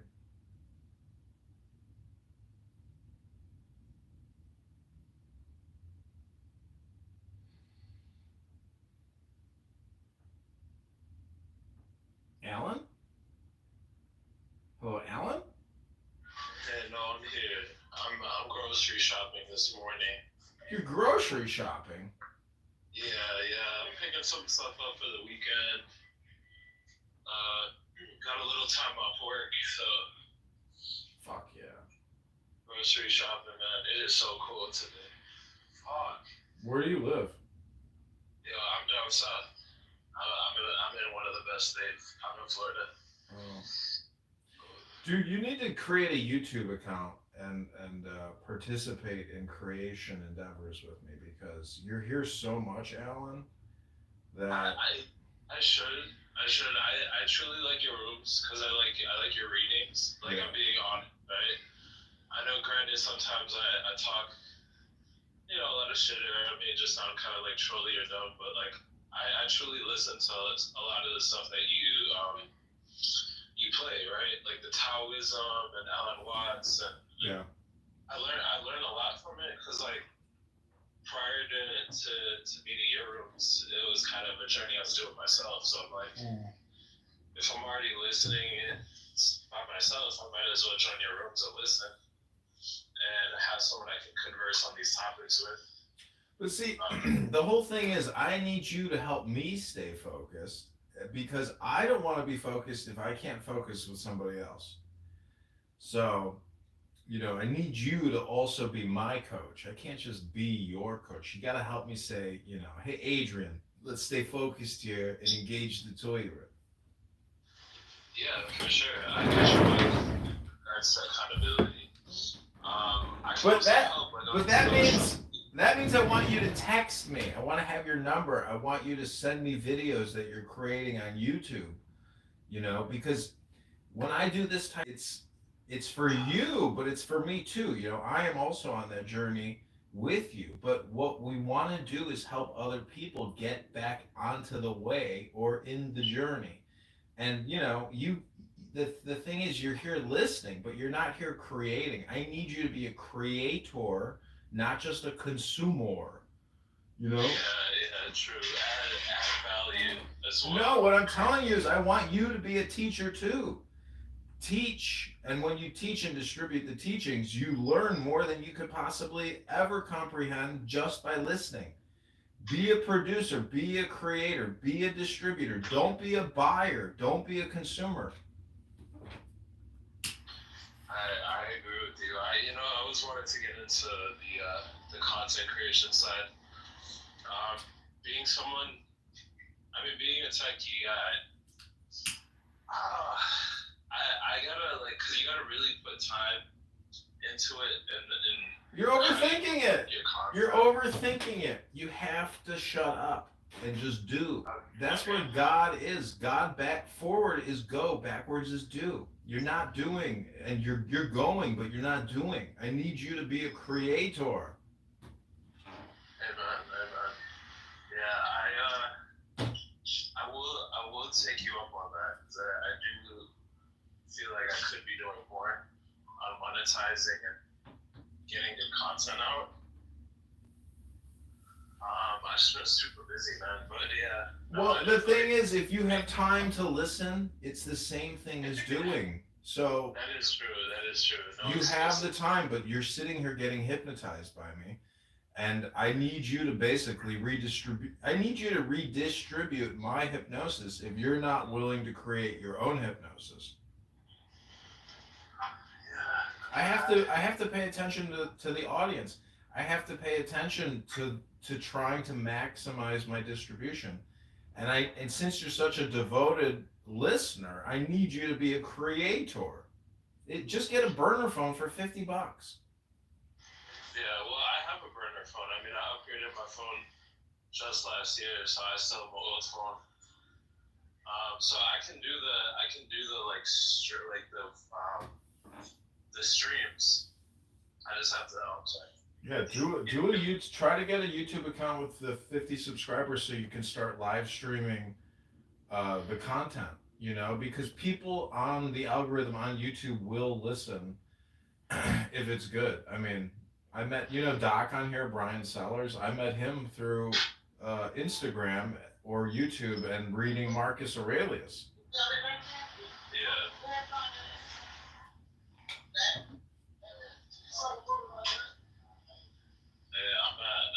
I'm at Publix right now.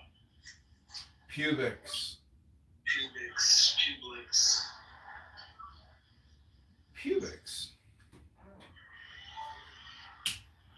Just see, you gotta get energized. I'm starting my day off.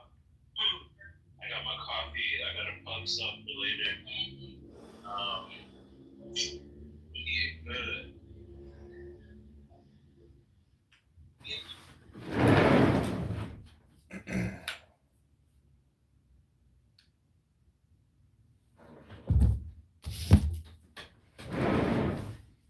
Okay, this is what I call rapid fire hypnosis or rapid fire meditation. It's like speed debates. Okay, I'll read you the 10th verse of the Tao Te Ching. It's called Limitations. So take the deepest breath of the day. I don't have you in my headphones, so there may be parts I may not hear because I'm doing a lot at once. Oh, that's okay. Alan, I want you to, later today or tomorrow or the next day, I'm going to ask you to lead a meditation class. And it's basically just a combination of breathing, guided breathing, plus doing a reading from a book. So I'll post the link and you can read it, but I want you to lead the class, because once you get comfortable leading a breathing and meditation class, you can go and do it, and expand the operation. And in the process, you'll liberate yourself, you'll liberate dozens of people, over the course of a couple months.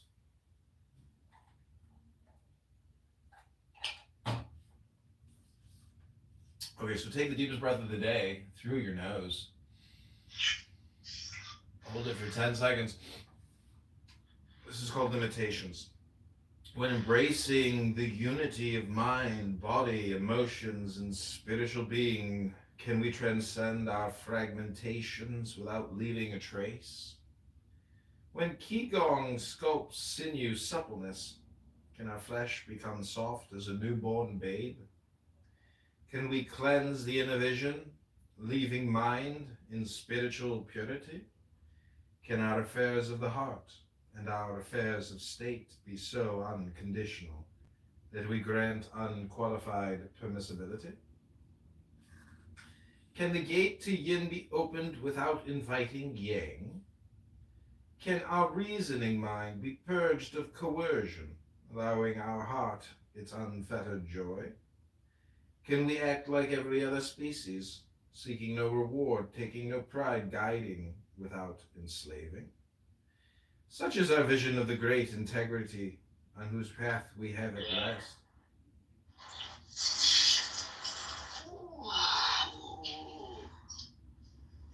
Oh, hey, where did Ishmael go? He said he was getting a haircut, so I don't know. A haircut? He was probably just listening in.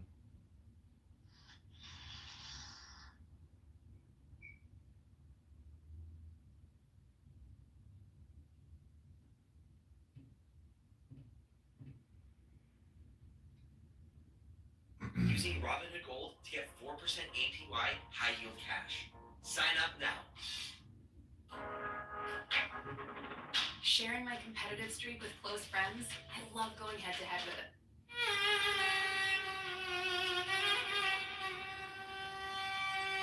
Ooh, the Phoenix has arrived.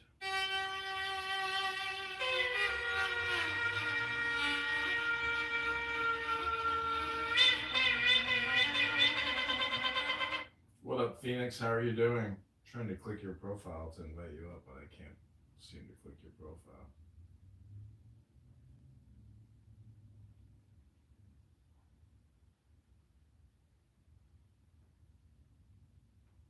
Are you there? Can you hear me? Are you on stage? I don't think it took. Oh, there you are. What's going on? What's going on? How are you doing? What's new? How are you? You're doing great. How about you? Hope you're having a wonderful time. Yeah, I'm having fun now that you're here because my other member, my other friend, my other comrade, he's at the grocery store getting a haircut or doing something. But do you have a good book you want to read today? Can you maybe do a quick meditational reading for us? Read from a good book that Let's you like. read All the Path, Light Clouds.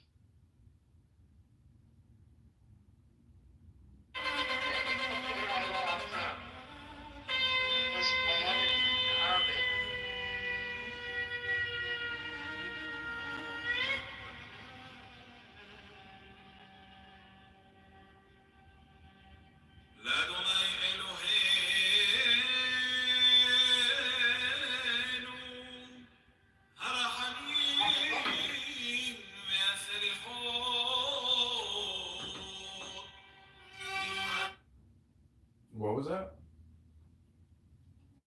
You have the book? Which one? All the Path, Light Clouds. Is it by who? Alan? By Thich Nhat Hanh. Oh, I might, but I wouldn't be able to find it. I might have it, but go ahead. Read for 3 to 10 minutes. Okay. Chapter 1. Let me connect the headphone.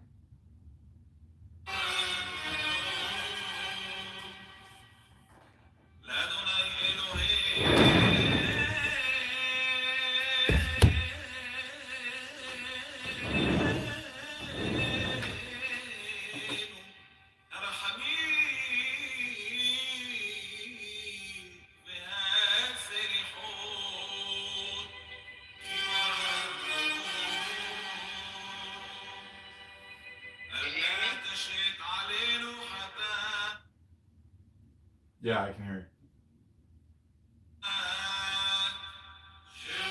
Chapter 1. Walking the Just to Walk.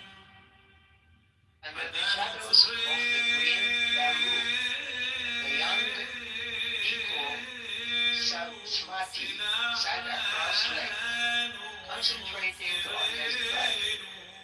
He had been meditating for more than an hour in the bamboo forest, while hundreds of other bhikkhus were also practicing under the shade of the bamboo trees or in their own cottage huts. Then teacher Gautama, whom people patiently called the Buddha, lived in the monastery with nearly 400 disciples. All the quoted was very peaceful. 40 acres surrounded the monastery with many varieties of graceful bamboo from all over Magadha were planted there.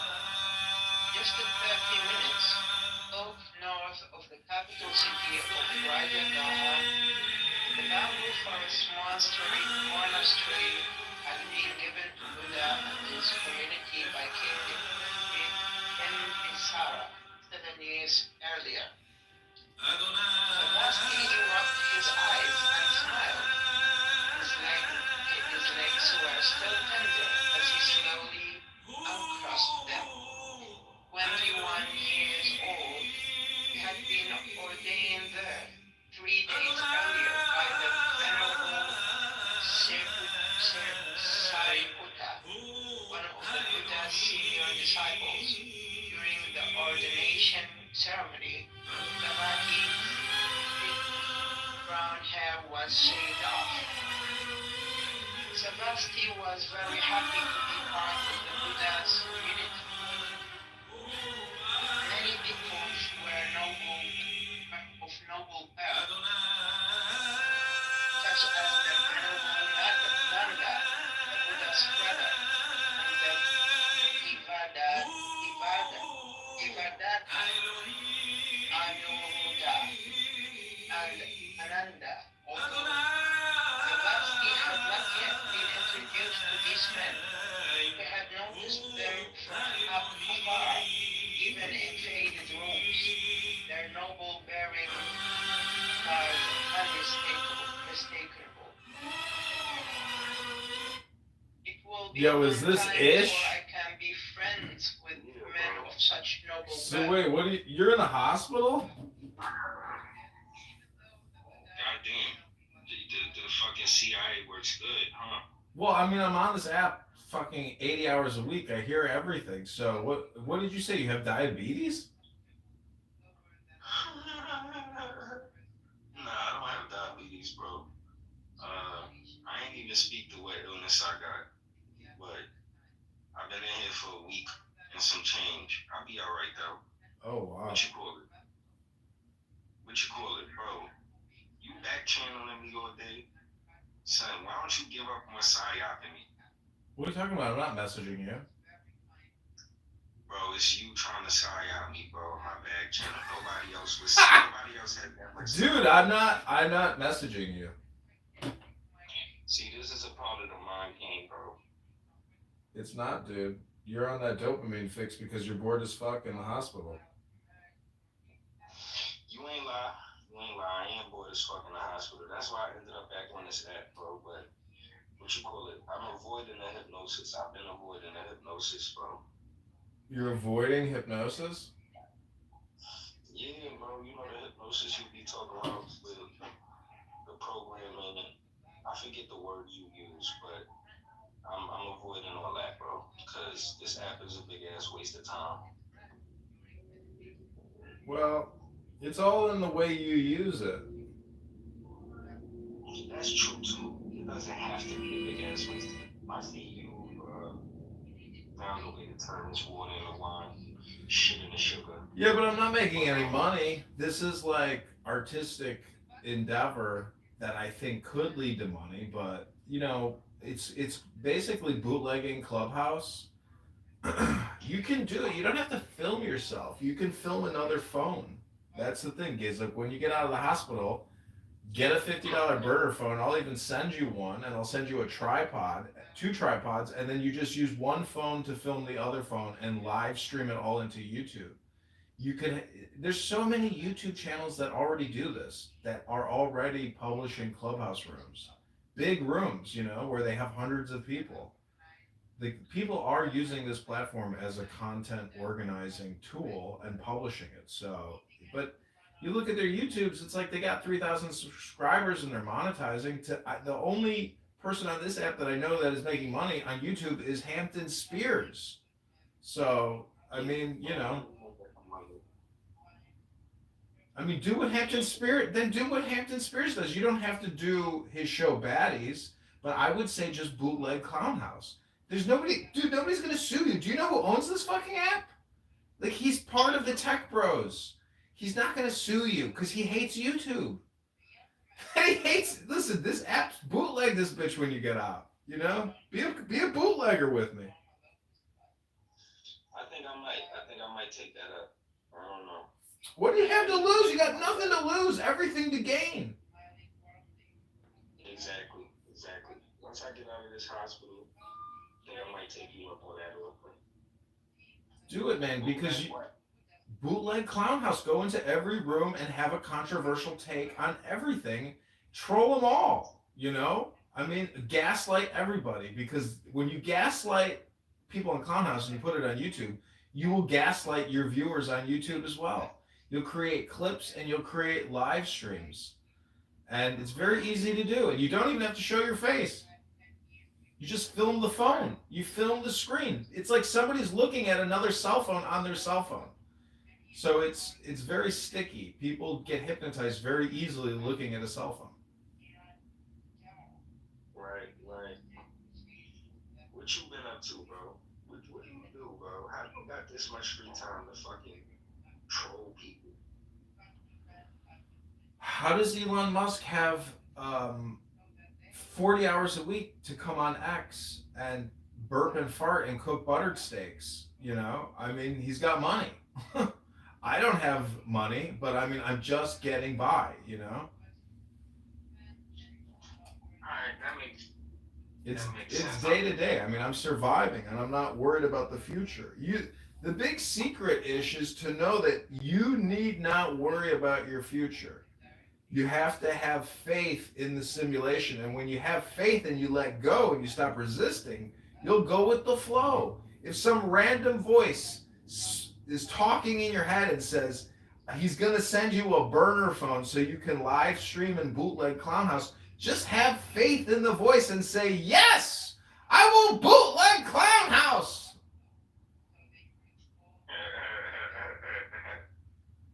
Trust me, this is like the new Coke. This is the new cigarette. This is the new cell phone.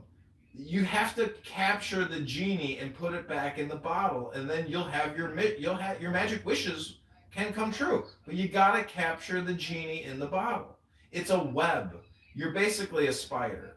Right now, I'm the spider. You're trapped in my web because I'm the green bean. And you need to play the role of the spider, capturing flies in your web and then putting them on YouTube. No one's going to hold it against you, Ish. You got nothing to lose. You got genies to capture and you got wishes to fulfill. You want to have a well-to-do life, a good standard of living, and a happy life. You want your dopamine too, but you got to be in the dopamine cartel.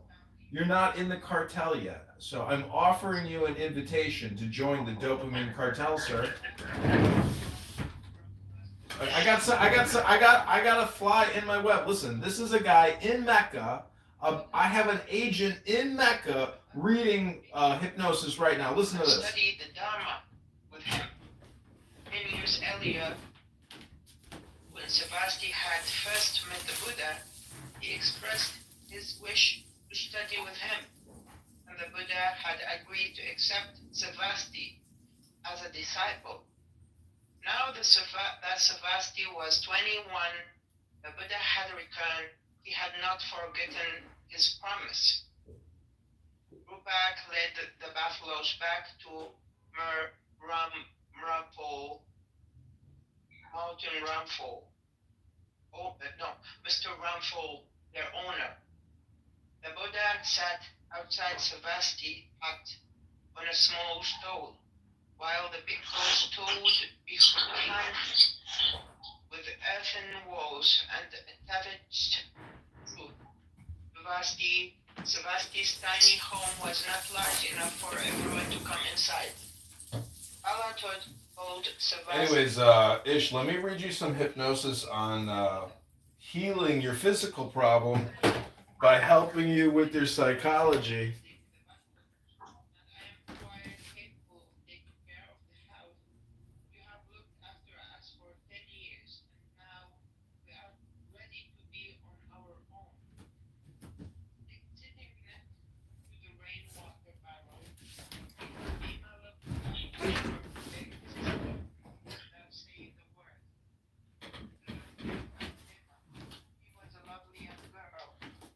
When Savasti met the Buddha, Allah was 6 years old, Ruback 3, and Bhima only an infant. Allah cooked for the family while Ruback played in the sand. 6 months following their father's death, their mother passed away in childbirth. Just 11 years old, Savasti became the head of the household. Okay, Ish, are you there? Yeah, I'm kidding it, bro. Okay, I'm gonna read to you. I ain't gonna lie, I'm about to get some sleep soon, cause remember I told you where I'm at. So I ain't eating. They got me on the fucking IV, so I need my rest. But I'm listening. Okay, so this will help heal you. It's a powerful poem. It's called Brother of the Silver Star. So this is how you lead a meditation class. So you instruct your listeners to take the deepest breath of the day, hold it for 10 seconds, 10 at 11, 10 at 9, take the deepest breath of the day, hold it. So this is your healing meditation. It's called AHA. There are 7 keys to the great gate, being 8 and 1 and 1 and 8. First, let the body of thee be still, bound by the cerements of the will. Corpse rigid, thus thou mayst abort the fidget babes that tease the thought. Next, let the breath rhythm be low, easy, regular, and slow, so that thy being be in tune with the great sea's Pacific swoon. Third, let thy life be pure and calm, swayed softly as a windless palm. Fourth, let the will to live be bound to the one love of the profound. Fifth, let the thought divinely free from sense observe its entity. Watch every thought that springs, enhance hour after hour thy vigilance, intense and keen, turned inward, miss no atom of analysis. Sixth, on one thought securely pinned, still every whisper of the wind, so like a flame straight and unstirred, burn up thy being in one word. Next, still that ecstasy, prolong thy meditation steep and strong, slaying even God, should he distract thy attention from the chosen act. Last, all these things in one o'erpowered, time that the midnight blossom flowered, the oneness is. Yet even in this, my son, thou shalt not do amiss, if thou restrain the expression, shoot thy glance to rapture's darkling root, discarding name, form, sight, and stress, even of this high consciousness. Pierce to the heart, I leave thee here. Thou art the master, I revere thy radiance that rose afar, O brother of the silver star.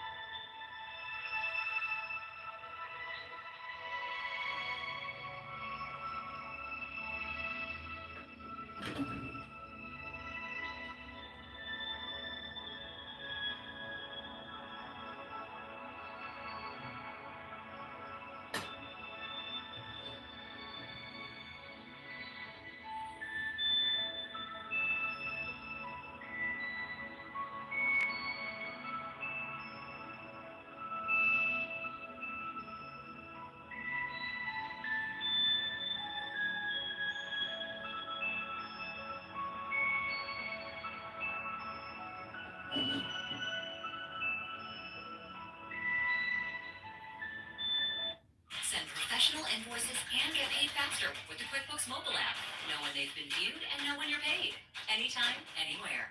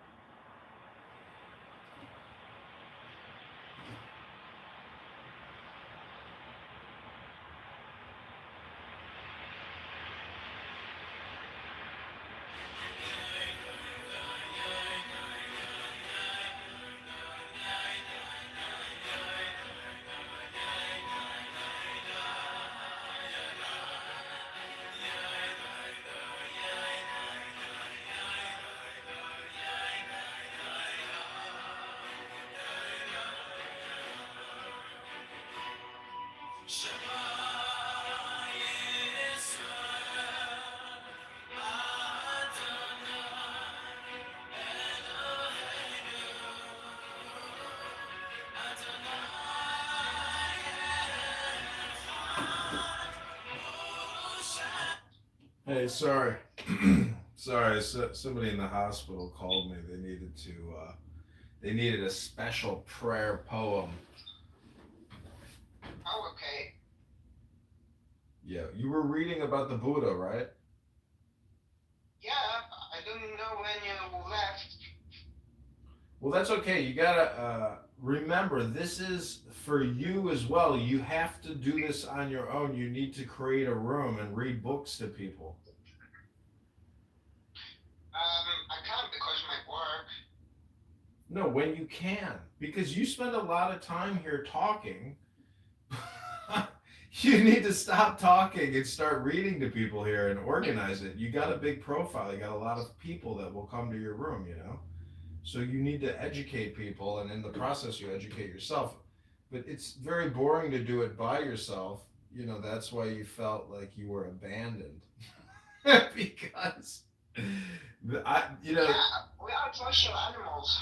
Yeah, but the concept is that where two or more are gathered to study, the presence will be felt. So when I left, it wasn't just me, it was like the presence leaving because you were studying by yourself. So yeah, if you want to keep reading, go ahead. You can continue where you left off. You don't have to go back. And then reading, right? Huh? And then you leave again. No, I won't leave this time. Just go finish. You don't have to go back. Just start from where you left off. Okay. Brother, okay. And then she woke up. Really and deeply and smiled at me. He didn't want Sebastian to feel sad. All of them passed their life. But it was enough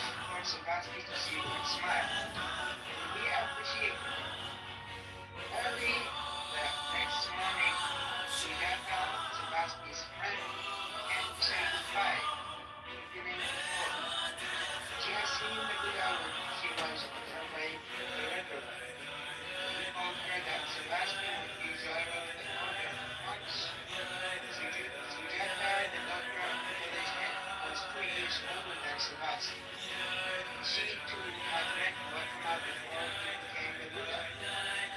Sujata gave Savasati a small jar of herbal medicines to take with him. They spoke only briefly and then the Buddha and his disciples arrived. Savasati's brother and sister were already awake to see their brother healthy. Rahula spoke gently to each of them, urging them to be strong and to take care of each other. He promised that whenever he was nearby, he would stop in Guruvela to visit them. Savasati's family and Sujata walked with the Buddha and the Bhikkhus to the river bank.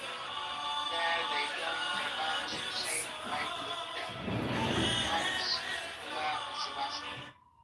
Savasti was overcome with both fear and I'm avoiding a hypnosis, bro. there was enough. You're avoiding hypnosis? This was the first time he had ever left Guruvela. The Buddha said it would take 10 days to reach Rajagaha. People traveled more quickly, but the Buddha and his bhikkhus walked slowly and with great ease. As Savasti's pace slowed down, his heart quieted. He was wholeheartedly immersing himself in the Buddha, the Dharma, and the Sangha. And this was his path. He turned around for one last glimpse of the only land and people he knew, and he saw Sujata and his family as mere specks merging with the shadows of the forest tree. Seemed to Savasti that the Buddha walked just to enjoy the walking, unconcerned about arriving anywhere at all. So it was with all the bhikkhus. No one seemed anxious or impatient to reach their destination. Each man's steps were slow, balanced, and peaceful. It was as if they were taking a pleasant stroll together. No one ever appeared tired, and yet they covered a good distance each day. Each morning, they would stop in the nearest village to beg for food. They walked along the streets in a single line with the Buddha at the head. Savasti came last, just behind Rahula. They walked with quiet dignity, observing each breath and each step.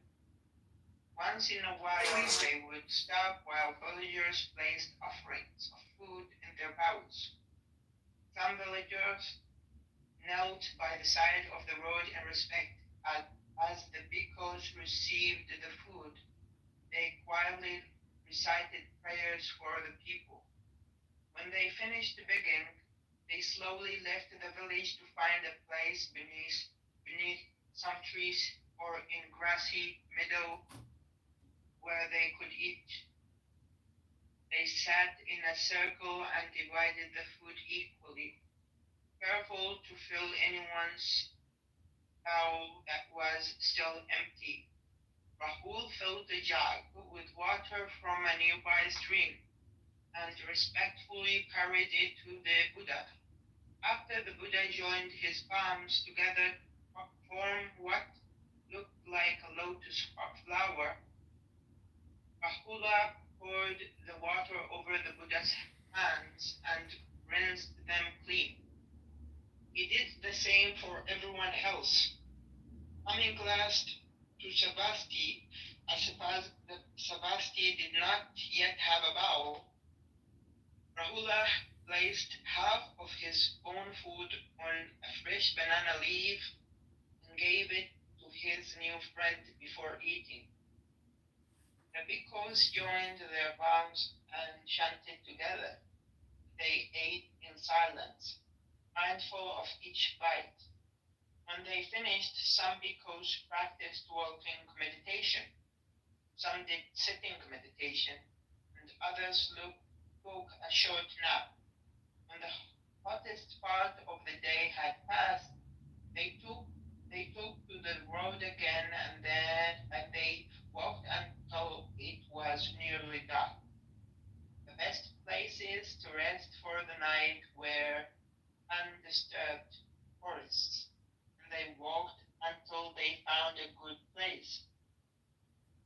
each bhikkhu had his own cushion, and many sat cross-legged in the lotus position for half the night before spreading out their robes and going to sleep.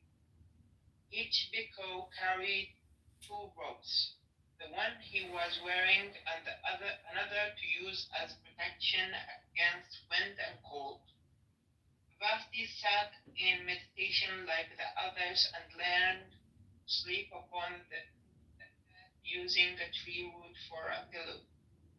When Savasti awoke the next morning, he saw the Buddha and many of the bhikkhus already sitting peacefully in meditation, radiating profound calm and majesty. As soon as the sun rose over the horizon, each bhikkhu folded his extra robe, picked up his bow, and began the day's journey. Walking by day and resting by night. It was 10 days before they reached Rajagaha, the capital of Magadha. It was the first time Savasti had seen a city. Horse carts, paved streets, and with crowded dwellings. Shouts and laughter echoed everywhere, but the silent procession of the bhikkhus continued, as peacefully as when they strolled along the quiet riverbanks between country rice fields. A few of the city dwellers pushed to watch them, and a few, recognizing the Buddha, bowed deeply to show their respect. The bhikkhus continued their calm procession until they reached the bamboo forest monastery, just beyond the city. News spread quickly throughout the monastery that the Buddha had returned, and within moments, nearly 400 bhikkhus gathered to welcome him back. The Buddha did not say much but asked about everyone's well-being and meditation practice. He entrusted Savasti to Sariputta, who was also Rahula's spiritual instructor. Sariputta was the novice master of bamboo forest monastery and watched over the studies of nearly 50 young monks, all of whom had been in the community for less than 3 years. The abbot of monastery was a monk named Kundana. Rahula was asked to introduce Savasti to the ways of monastery life, how to walk, sit, stand, read others, do walking and sitting meditation, and to observe his breathing. Also showed Savasti how to wear the monk's robe, beg for food, recite prayers, and wash his bow. For 3 continuous days, Savasti did not leave Rahula's side, so that he could learn these things well. Rahula put his whole heart into instructing Savasti, yet Savasti knew it would take years of practicing before he would be able to do these things in a relaxed and natural way. After this basic instruction, Sariputta invited Savasti into his house and explained the precepts of a bhikkhu. Okay, that's it, I think. Thanks for listening, and thanks for leaving. Okay, that was really good. Thank you. Actually, when I was reading, I was thinking about what you said, that when you were there, I was more interested in reading. Maybe that's actually correct. Yeah, right? Yeah, like in the previous room, when you were there, I was interested in reading. Yeah. More than if I read by myself. Well, that's why they say that when 2 or 3 are gathered in study of God, the presence will appear. And so the presence, you can feel it. It makes you happy. So that's why it's important to have a study partner. It's just a concept, but I think it's true. Yeah, but in Mecca you cannot have a study partner about this. Well, you can do it on the internet. I don't understand. What's the difference? Yeah, I can do it in the internet. Thank God for Clubhouse. Like, it is a miracle. Well, cell phones are a miracle. I mean, that software is a miracle, but you're a bigger miracle because you're using it. So it takes two to tango. You're connected to it as well.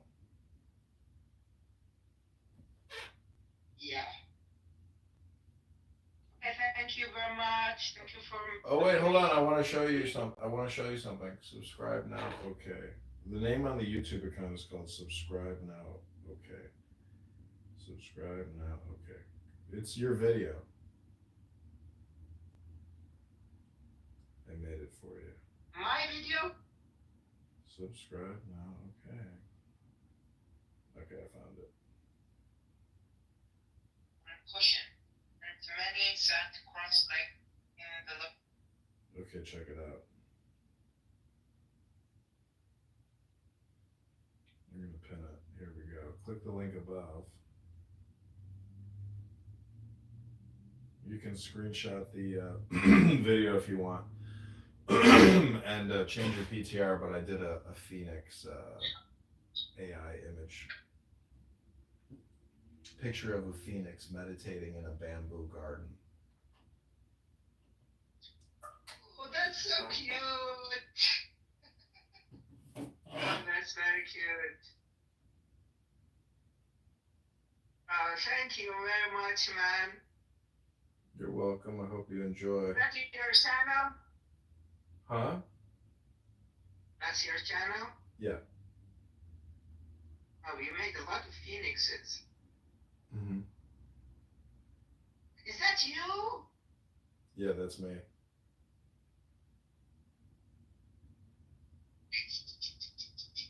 You look very handsome, man. Oh my God, you are kissing yourself. Oh, Trump.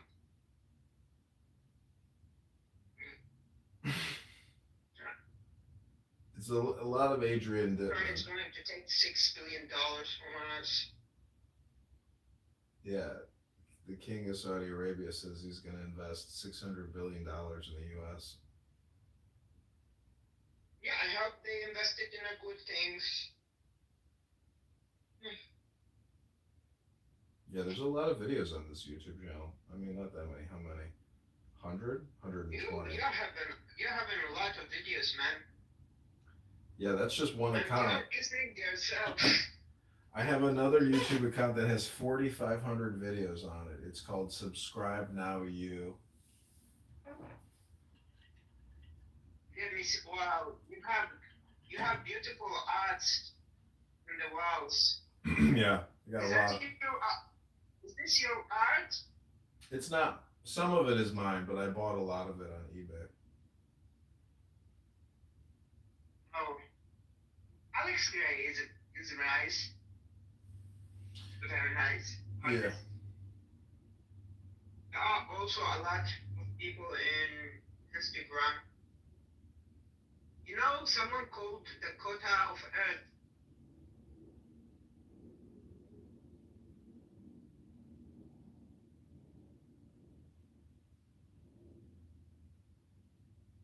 Okay, I'm gonna play some meditation music here. Oh man, this man is not a. I think this man is not a good man. Who? The one who makes like this movement in his eyes. Okay, listen to this. That's scary, man. Yeah, I know. Life is scary. If you're bored, guess what people do? They scare themselves.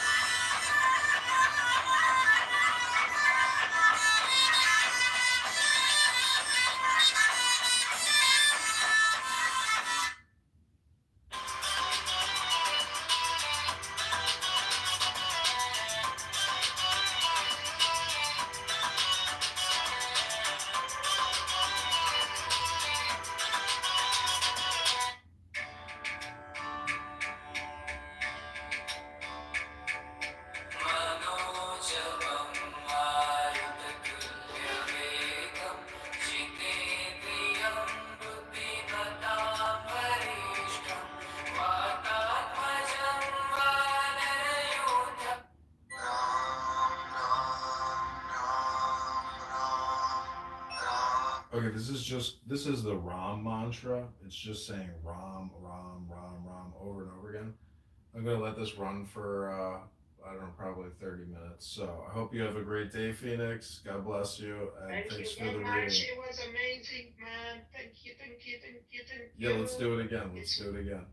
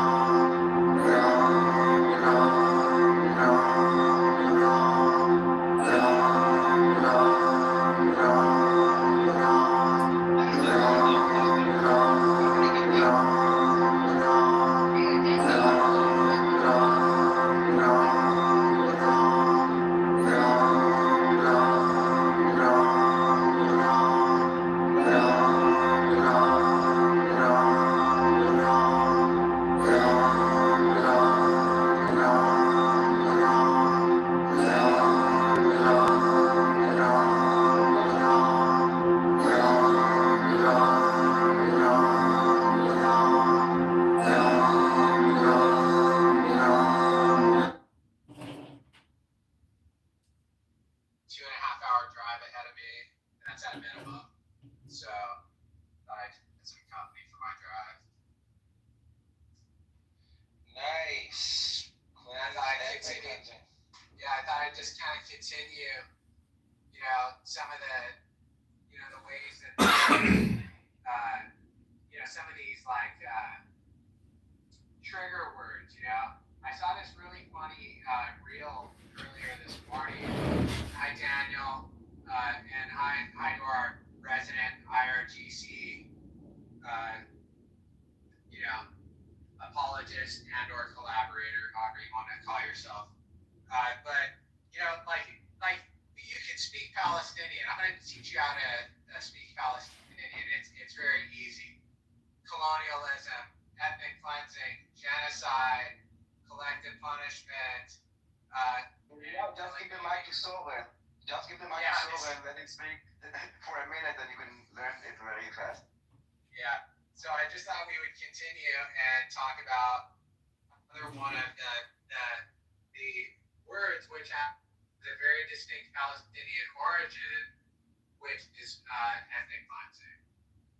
And my thoughts of why we should talk about ethnic cleansing actually comes from today's Dan Senor Call Me Back podcast, which I really encourage people to listen to because there's some great information on there. But the person that he was interviewing today, and I'm going to try and you guys a link for it momentarily here, was saying something really important. I thought this was really critical. He said, not only can we be talking about what we don't want, right? We don't want to have a terror state on our border. We don't want to have, Hamas and jihadists living amongst us and on our border. We don't want to have a security threat. He said, what we do have to talk about is what we do want. Can we look at a path forward? And it just kind of especially as it sort of connects to the Palestinian origin word of ethnic cleansing, because I think that this could be part of our solution moving forward. Because if we were to Daniel, that is such a genocidal thing to say. Then the peaceful Palestinian people who are not jihadists and terrorists can actually live in peace and have a good life. But as long as the Jews and the Arabs are living amongst jihadists and terrorists, none of us are going to really have a very good life. So I think that it's really like one of these things, this ethnic cleansing idea, that would really benefit all of the good people of the region and, quite frankly, of the world. We should probably ethnically cleanse the entire world of the jihadist terrorists. I think that would be a good idea, personally. So what ethnicity are we talking about, Meow? What is the ethnicity? The terrorist. That's a very good question. Ethnic group? Yes, it's an ethnic group. Whoever identifies as a jihadist terrorist would be in that ethnic group. Because they seem to have a very distinct ethnic profile. The watermelon people. People that are screaming like ethnic cleansing. We tegen! Do they mean the Palestinian is an ethnic group? I don't know. Yes. Does anybody here identify as a Palestinian? I can identify. Look, I can play Soren's role better than Soren. Soren could pretend to be a Palestinian. Anyone can do this. I'm pretty sure you guys can, because you're a bunch of con artists. Yeah, this is why we can do this, because you are one also. So. No, I just have to understand the argument. That's all I'm saying. That really hurts my feelings. That really hurts my feelings, Soren, that you would say that. I mean, being called a con artist is a deep insult, even here on Clubhouse. Like, someone might get their panties in a bunch if they're called a con artist. The Palestinians, Daniel, Daniel, didn't you heard about the stabbing guy the other day who came from America? He had a green card. Huh? He was from Moroccan with the American green card. But I thought he came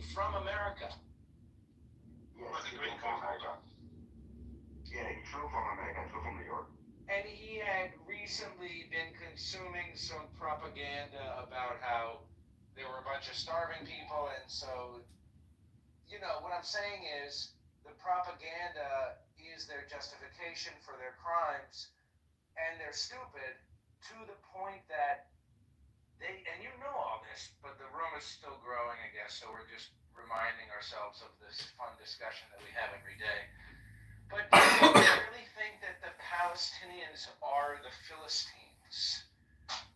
Are the great argument again, right? No, they do think this, and they say that knafe is a Palestinian food, and hummus is a traditional Palestinian food, and all of that. You understand, if you deny the Palestinian identity, you actually make them hate you guys more. Yeah, I don't think they can hate us more, but we're not denying the identity. We're trying to understand if this is an explicit, if it's an ethnic group. Maybe we can open the definition of what is an ethnicity. Fair enough. All I'm saying is that, fair enough, I'm just saying the end result of you denying them, that's going to make you hate more. That's all I'm saying. Maybe that's your purpose in here. And the problem is you're not listening. You're listening only to yourself. So mute up and try to use your ears to listen. We're not denying the identity. We are now trying to understand if this is an ethnic group. Per the definition of ethnicity. Not every group, like a soccer team can be a group. Or, you know, I don't know, fans of LA, but it's not an ethnic group. We are talking about the word ethnicity, okay? And we want to see if this applies to the group of the national identity, which is Palestinian. For example, American is not an ethnic group, right?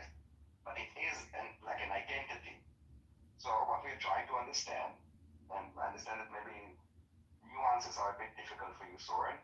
The focus here today, right now, is that you can also refer to the title. The word is ethnic. Yeah. Okay, Soren, are we okay now? Let's accept that Palestinians are not ethnic. Let's say they're not even human beings. No, we did say we. Okay, so listen, they're not human beings. No, shut up. So we can now open the definition of what is an ethnicity, and then we will see if it applies to Palestinians, and then we will all make a decision if it's an ethnic group. It's not ethnic. I told you. I even went to something further. You know what? Something further. Not even. They're animals. Soren is wasting our time. Soren, I will not warn you again. Please. You want to participate? You can participate. If you want to do this, I think Amir's room is right at your level. You will be very welcome there. If you want to be here, you will try to have like more honest and more like intelligent conversations.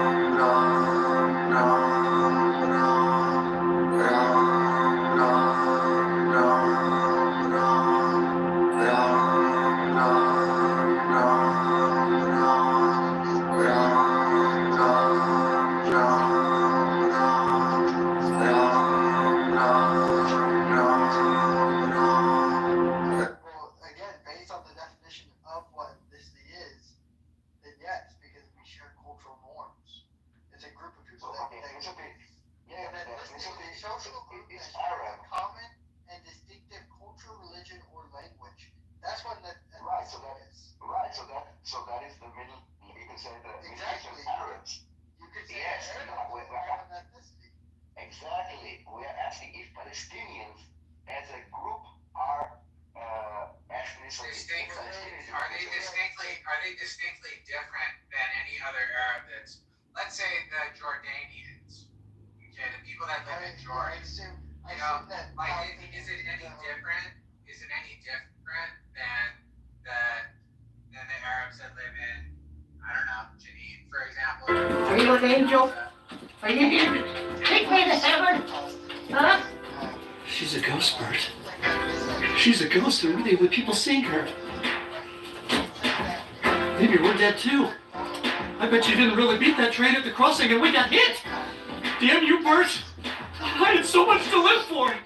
I never saw Breaking Bad. I was saving it. Why did I save it? Do you see an extremely old woman on the porch? Norma Jr.? Yeah, I see her. So the shotgun aimed at your head. Not a concern for you? No, the gun's empty. We do this every day. She's harmless. Hasn't left the house in years. She thinks she's dead and she waits for angels to come get her. Who the hell are you? Are you an angel? No, my name is Bert. And I'm gonna take you home with us. You're gonna meet your daughter. I ain't got no daughter now. Shit! Look, I know there aren't any bullets in the gun, so... Are you okay?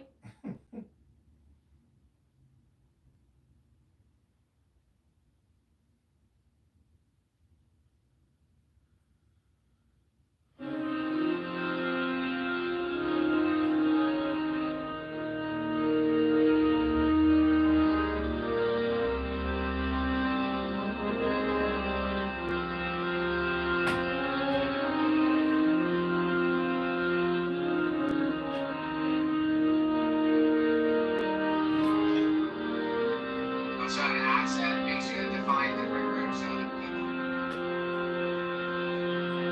Hare Krishna, Hare Krishna,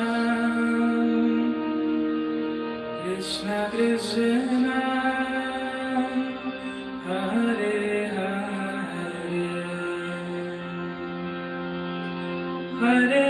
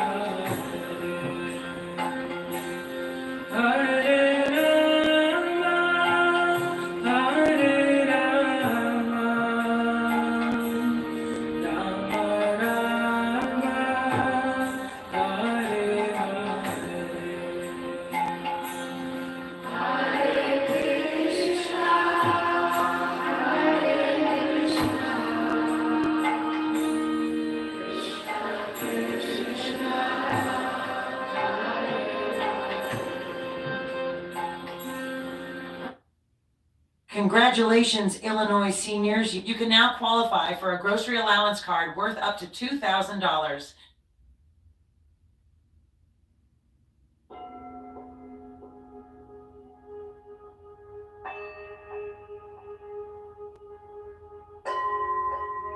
Namyo Ringekyo, Namyo Ringekyo, Namyo Ringekyo. Yo Ringekyo, Hobekonani. Niji Zayzan Jusan Mayan Joni Gingo, Yoris Jobuji, Jen Jen Mario Goji, Maname Nanyo, Hila Jo Manyaji Buzo, Tijo Vijaga, Buzo, Zinjo, Kazanman, Nakamujo, Jo, Buzzin Jo, Buzzin Morio, Jo, Kim Yu Jo, Jim Jo, Buman Jo, Jim Den Mizo, Buzo, Yijo, Situation, Namge, Jo, Etsugo, Yera Juju, Inam Juju, Hiyo, Go, Kamyo Mojo, Oman, Jo, Jo, Vijo, Takjo, I'm the sky equals of no logic and Mona Jinan Moria Moga Rick was always a joke, and Martin Yamona Jojo is Lamigo, Charles Goju Jobas, Juju, Ina, Juju, Hiyoko, and Kamyamushu, Hoben, and no Shori, Jojo, Shagam, Nora, Moken, Mizo, Hobu, Joju, Teacher, and Buju, Bozos, Joey, Chagam, Jojo, Dice, Gale, and Meiji, Hoju, Buzu, and a good and Joe, Jizo, Showy, Joe, no, they saw, no, they show, no, they tap, no, they read, no, they that, and no, they, and no, they got, no, they hold, no, they hum, Joe, Showy, Joe, no, they go, no, they show, no, they tap, no, they read, no, they that, no, they, no, they, oh, no, they hum, Joe, Showy, Joe, no, they go, no, they show, no, they tap, no, they read, no, they that, no, they, no, they got, no, they hold, no, they hum, Joe,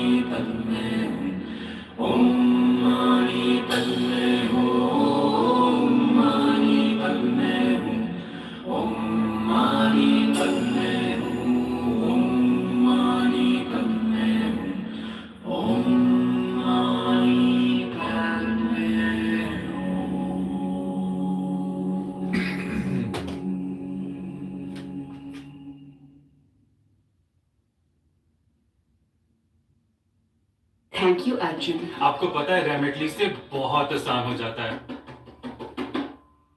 This helps me pay for my bill. Sign up directly on the app. Choose your own hours. Get paid to deliver on your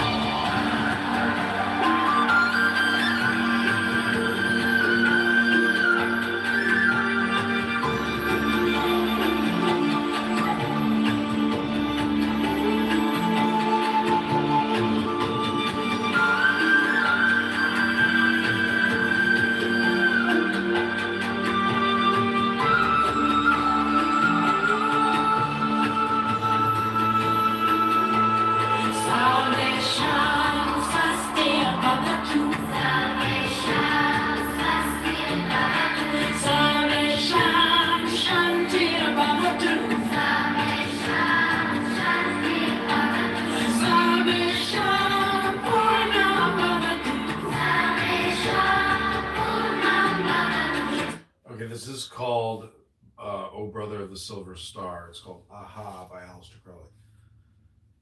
There are 7 keys to the great gate, being 8 and 1 and 1 and 8. First, let the body of thee be still, bound by the cerements of will. Corpse rigid thus thou mayst abort the fidget babes that tease the thought. Next, let the breath rhythm be low, easy, regular, and slow, so that thy being be in tune with the great sea's pacific swoon. Third, let thy life be pure and calm, swayed softly as a windless palm. Fourth, let the will to live be bound to the one love of the profound. Fifth, let the thought divinely free from sense observe its entity. Watch every thought that springs, enhance hour after hour thy vigilance, intense and keen, turned inward, miss no atom of analysis, fixed on one thought, securely pinned, still every whisper of the wind.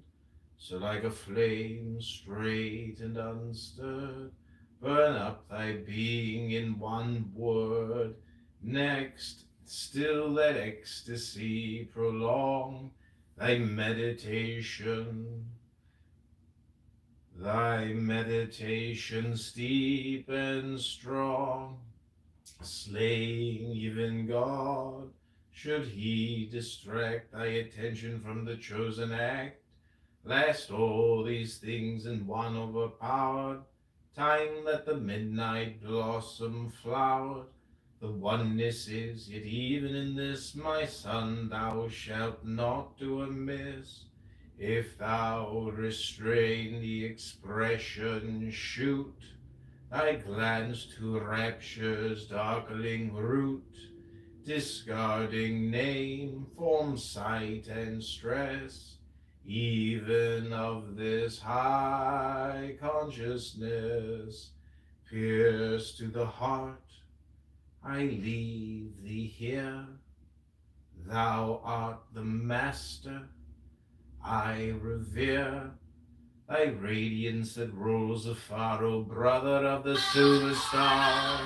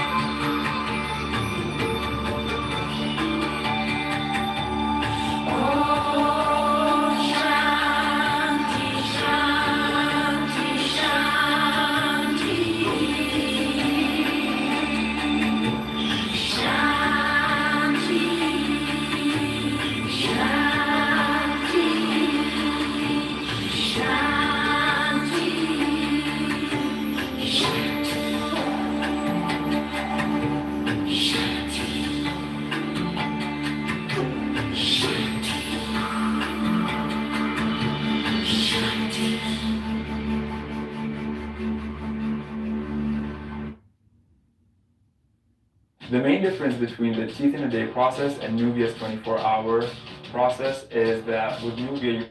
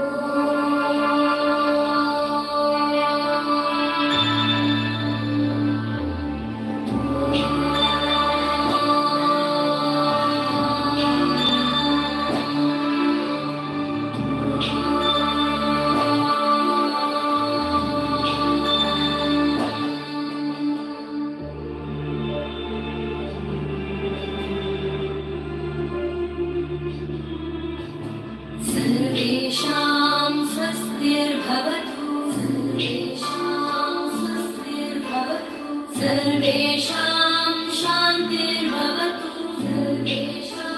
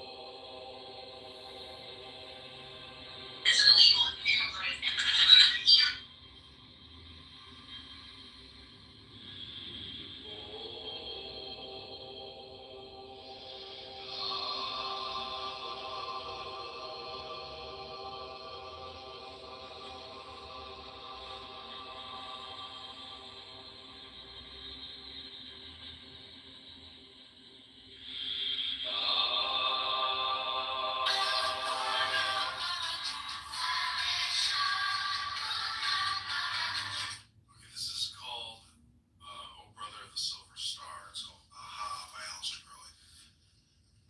There are 7 keys to the Great Gate, being eaten 1 and 1 and 8.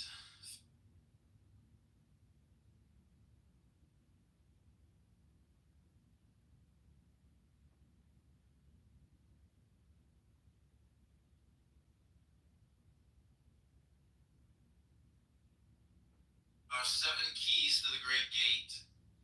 If you're finally ready to take a trip without the kids, why stay in a hotel with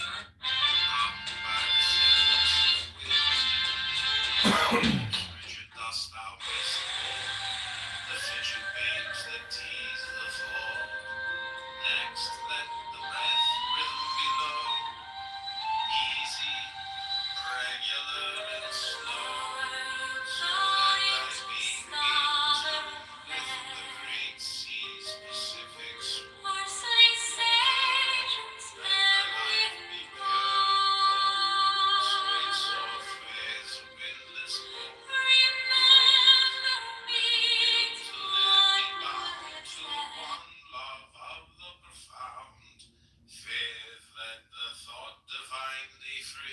sense observe its entity, watch every thought that springs, enhance hour after hour thy vigilance, intense and keen, turned inward, miss no atom of analysis, fixed on one thought, securely pinned still every whisper of the wind, so like a flame straight and unstirred, burn up thy being in one word.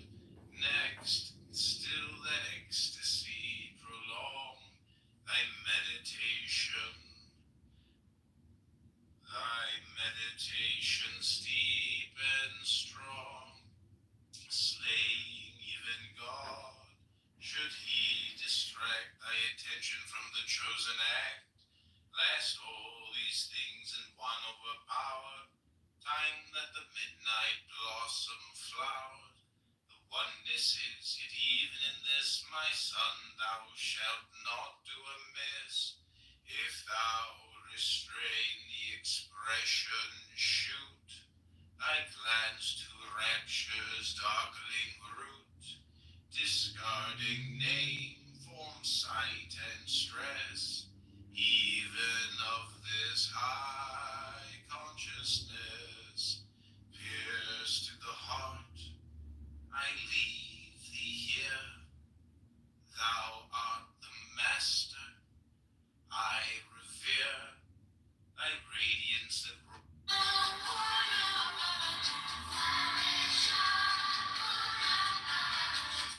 this is called Oh Brother of the Silver Star. It's called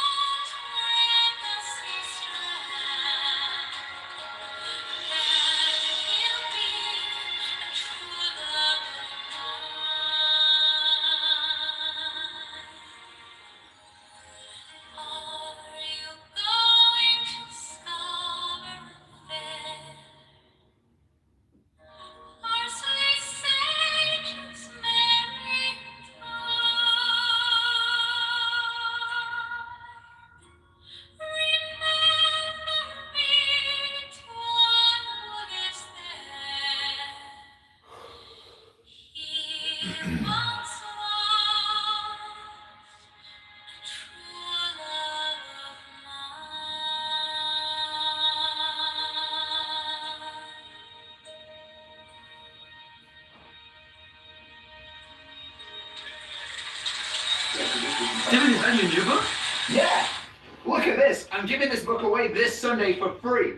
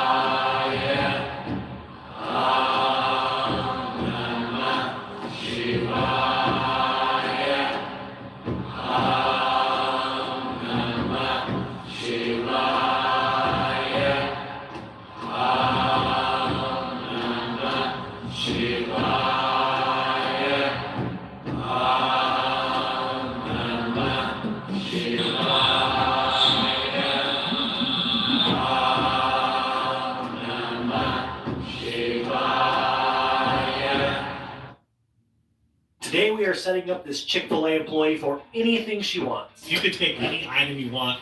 I'll go get it for you. Honestly, I really want to thank Pod Maxes. Meet me back here in about 30 minutes. Can you take like a break? And Om Namo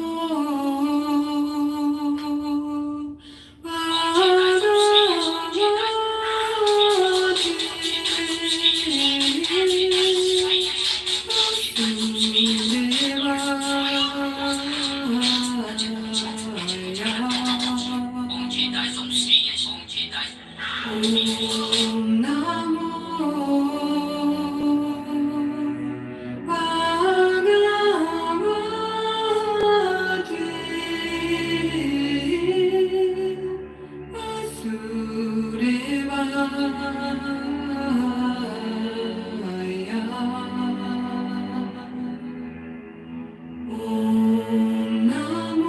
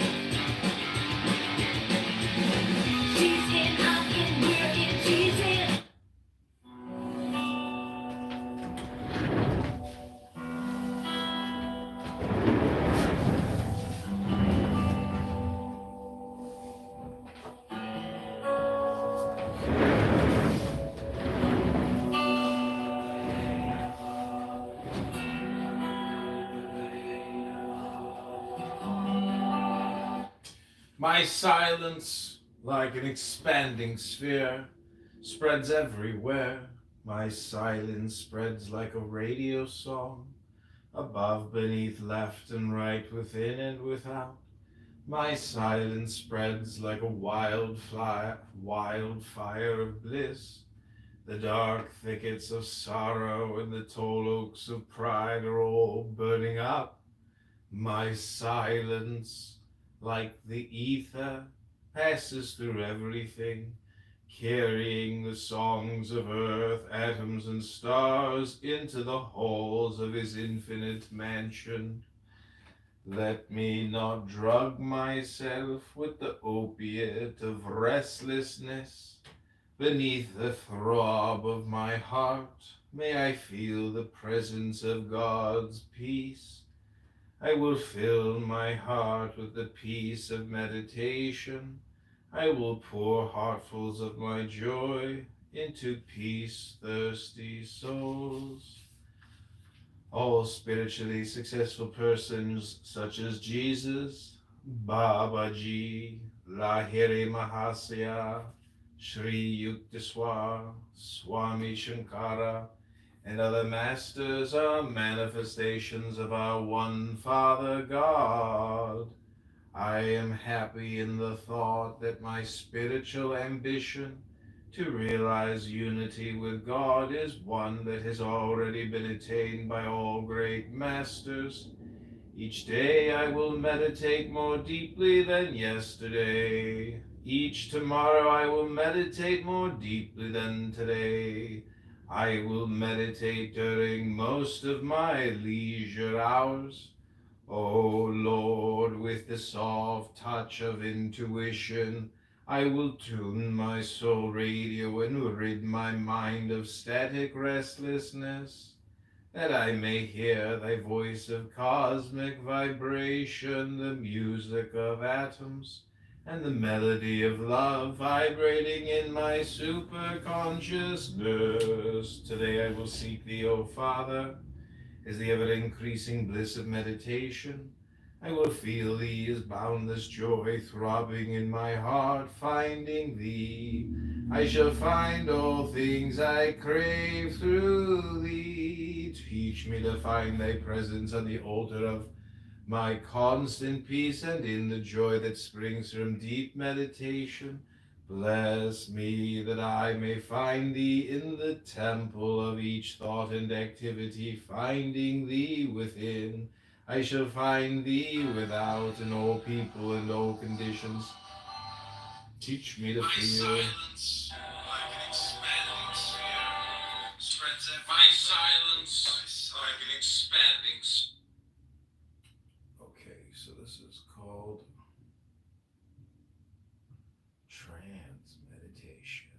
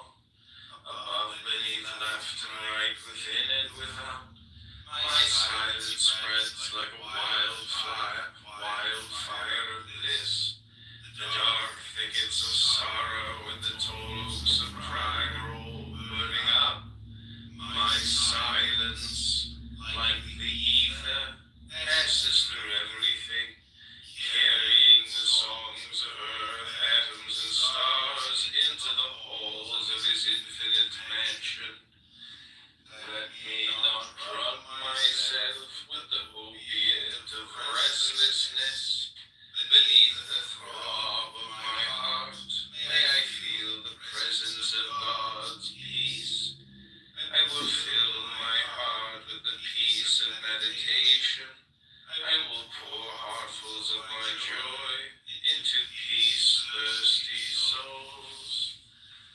All spiritually successful persons such as Jesus, Babaji, Lahiri Mahasaya, Sri Yukteswar, Swami Shankara, and other masters are manifestations of our one Father God. I am happy in the thought that my spiritual ambition to realize unity with God is one that has already been attained by all great masters. Each day I will meditate more deeply than yesterday. Each tomorrow I will meditate more deeply than today. I will meditate during most of my leisure hours.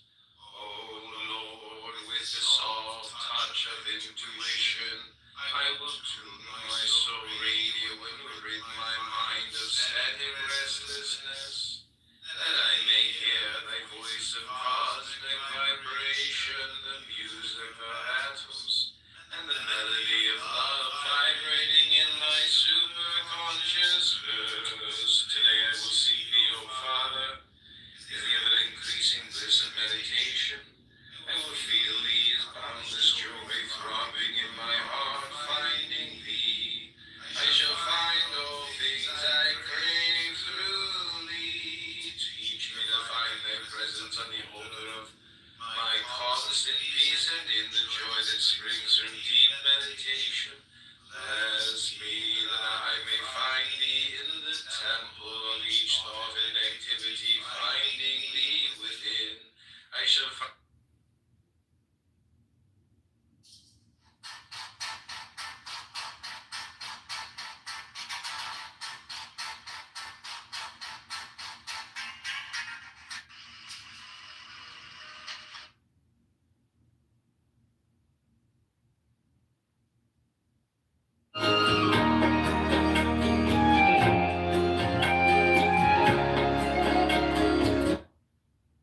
It shouldn't hurt to walk.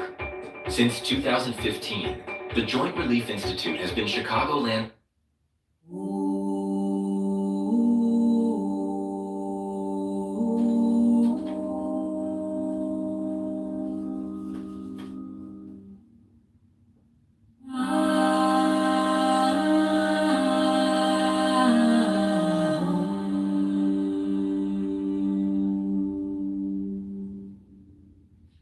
Peace flows through my heart and blows through me as a zephyr. Peace fills me like a fragrance. Peace runs through me like rays. Peace stabs the heart of noise and worries.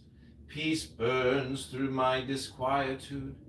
Peace, like a globe of fire, expands and fills my omnipresence.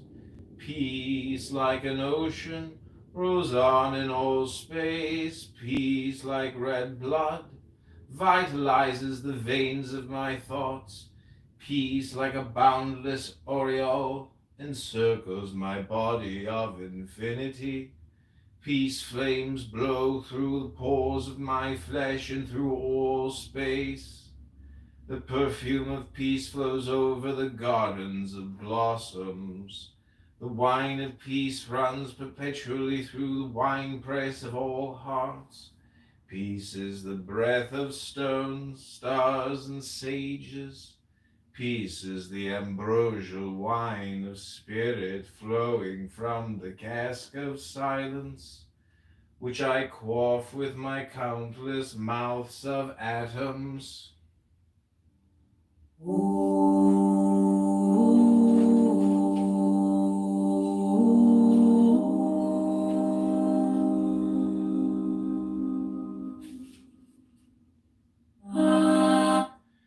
I will do away with the mockery of parroting prayer. I will pray deeply until the darkness of meditation burns with thy flaming presence.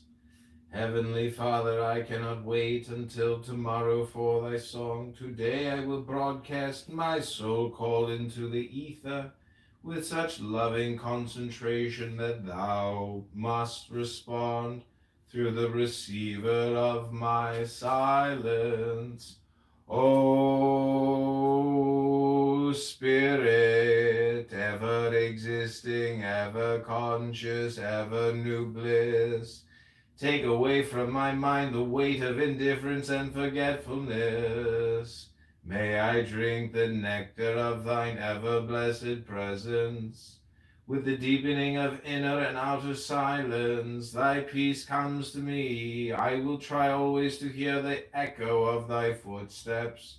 Having thee is the deepest joy of deepest meditation. I know that all things, prosperity, health, and wisdom will be added unto me. Teach me to fish for thee in the deepest waters of my soul.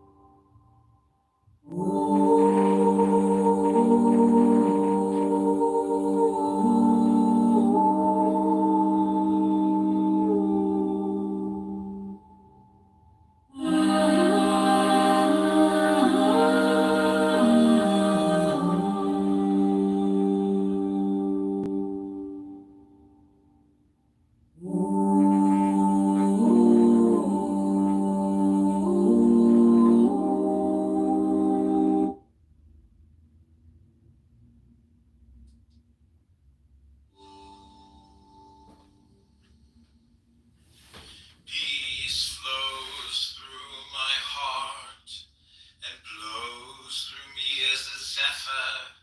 Peace fills me like a fragrance. Peace runs through me like rays. Peace stabs the heart of noise and worries. Peace burns through my disquietude. Peace, like a globe of fire, expands and fills my omnipresence. Peace, like an ocean, rolls on in all space. Peace, like red blood, vitalizes the veins of my thoughts. Peace, like a boundless aureole, encircles my body of infinity. Peace flames blow through the pores of my flesh and through walls.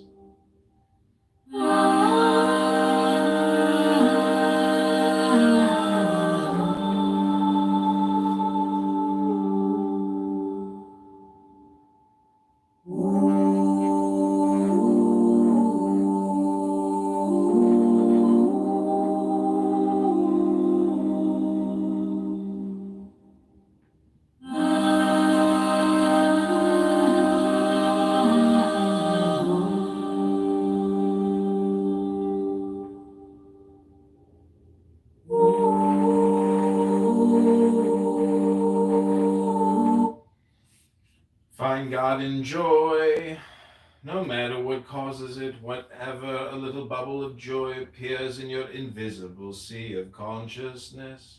Take hold of it and keep expanding it. Meditate on it and it will grow larger. Watch not the limitations of the little bubble of your joy, but keep expanding it until it grows bigger and bigger. Keep puffing at it with the breath of concentration from within until it spreads all over the ocean of infinity in your consciousness. Keep puffing at the bubble of joy until it breaks its confining walls and becomes the sea of joy. In the sound of the viol, the flute, and the deep-toned organ, I hear God's voice within the soul. is the joy that my ego is seeking. I suddenly become aware of his bliss, honeycombed in the hive of silence. I will break the hive of secret silence and drink the honey of unceasing blessedness. My beloved is calling me with flowers, with bright skies, with the divine manna of joy in happy minds, with souls full of wisdom, with songs of the birds, with divine melodies in the hearts of men. My beloved is calling me to retrace my footsteps to his home of peace within. I will seek the kingdom of God in the joy arising from constant, long, deep, continuous meditation. I will consciously seek to find the Lord within, and will not be satisfied with the little imaginary inspirations that come from short, restless silences. I will meditate more and more deeply until I feel his presence. By realizing God, I shall be reclaimed as his child. Without asking or begging, I shall receive all prosperity, health, and wisdom. O thou perfume of all hearts and all roses, I mind not how many days of scalding sorrow cross the threshold of my life to search and test me. Through thy blessing may they remind me of my errors that have kept me away from thee, protector of all.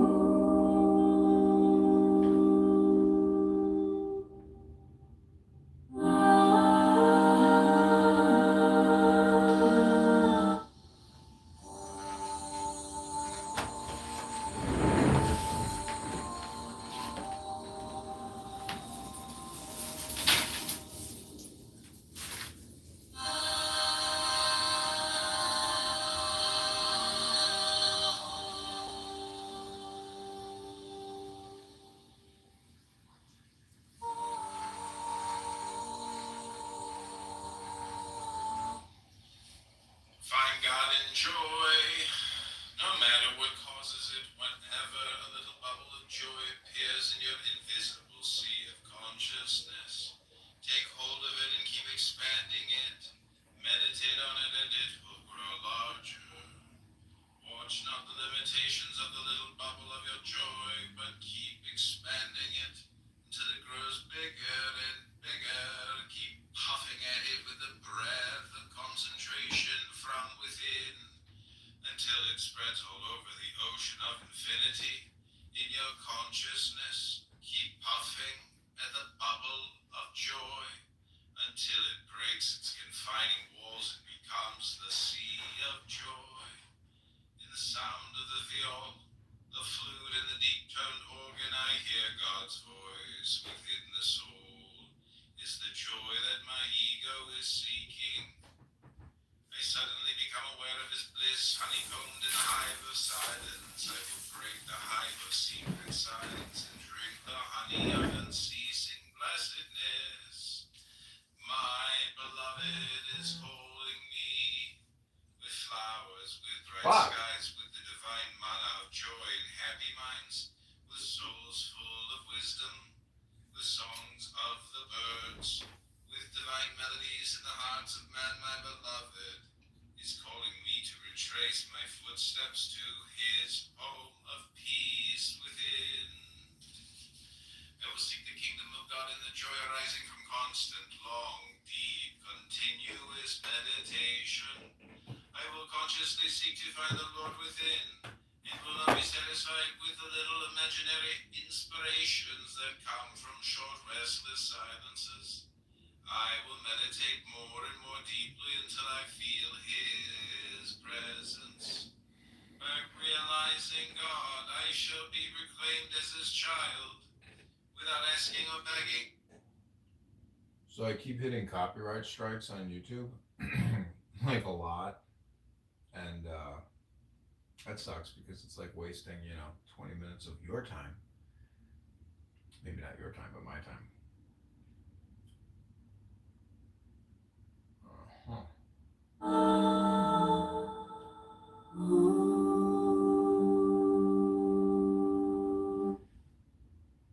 Congratulations, Illinois seniors. You can now qualify for a grocery allowance card worth up to $2,000.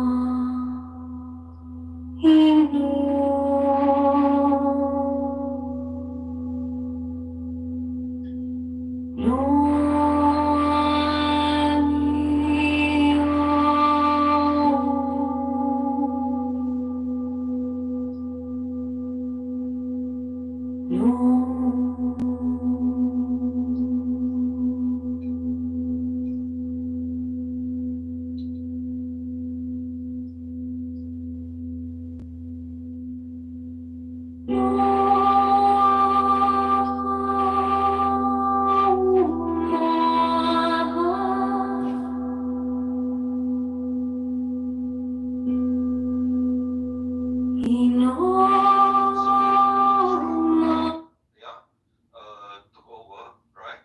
So the situation for them in US is getting more and more limited, right? So they are lying to you in order to practice for idea how to continue to lie to the European, right? So this is why I keep saying that focus on Europe. This is where, because Trump is one nation, right?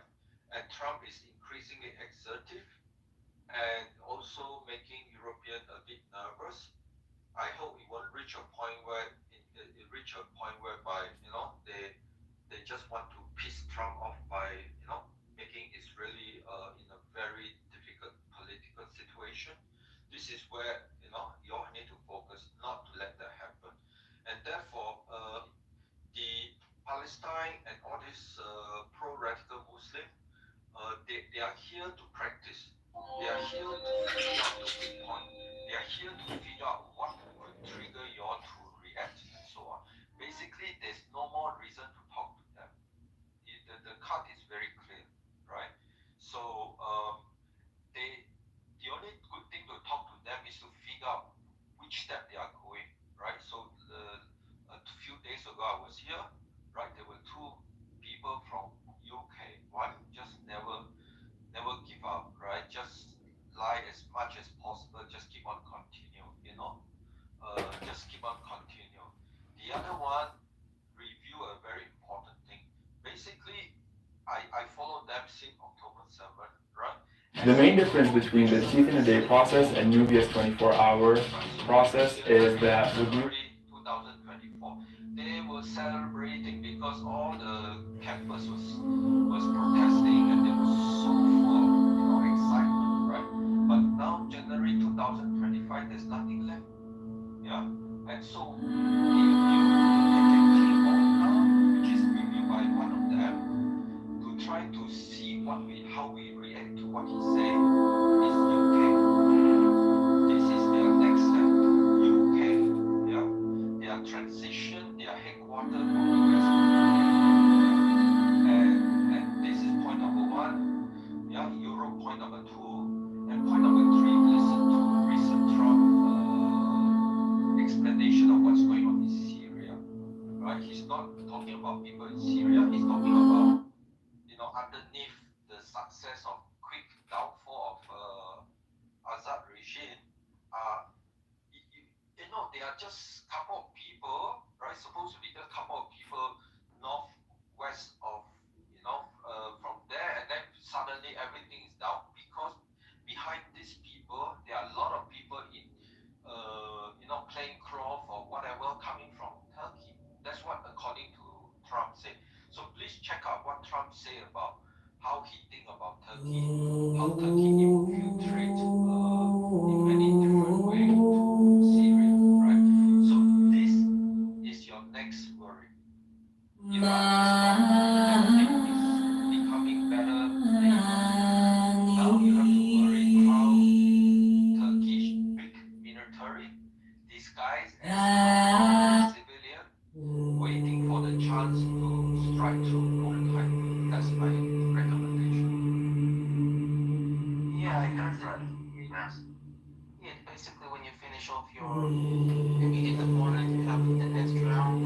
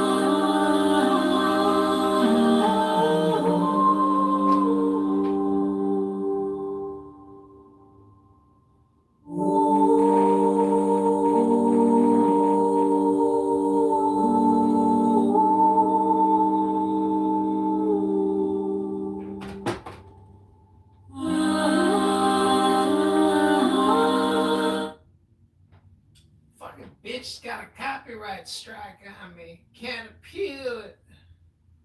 Here's why you should definitely publish your book. I believe this quote by Toni Morrison sums it up. I'm going to publish me a book.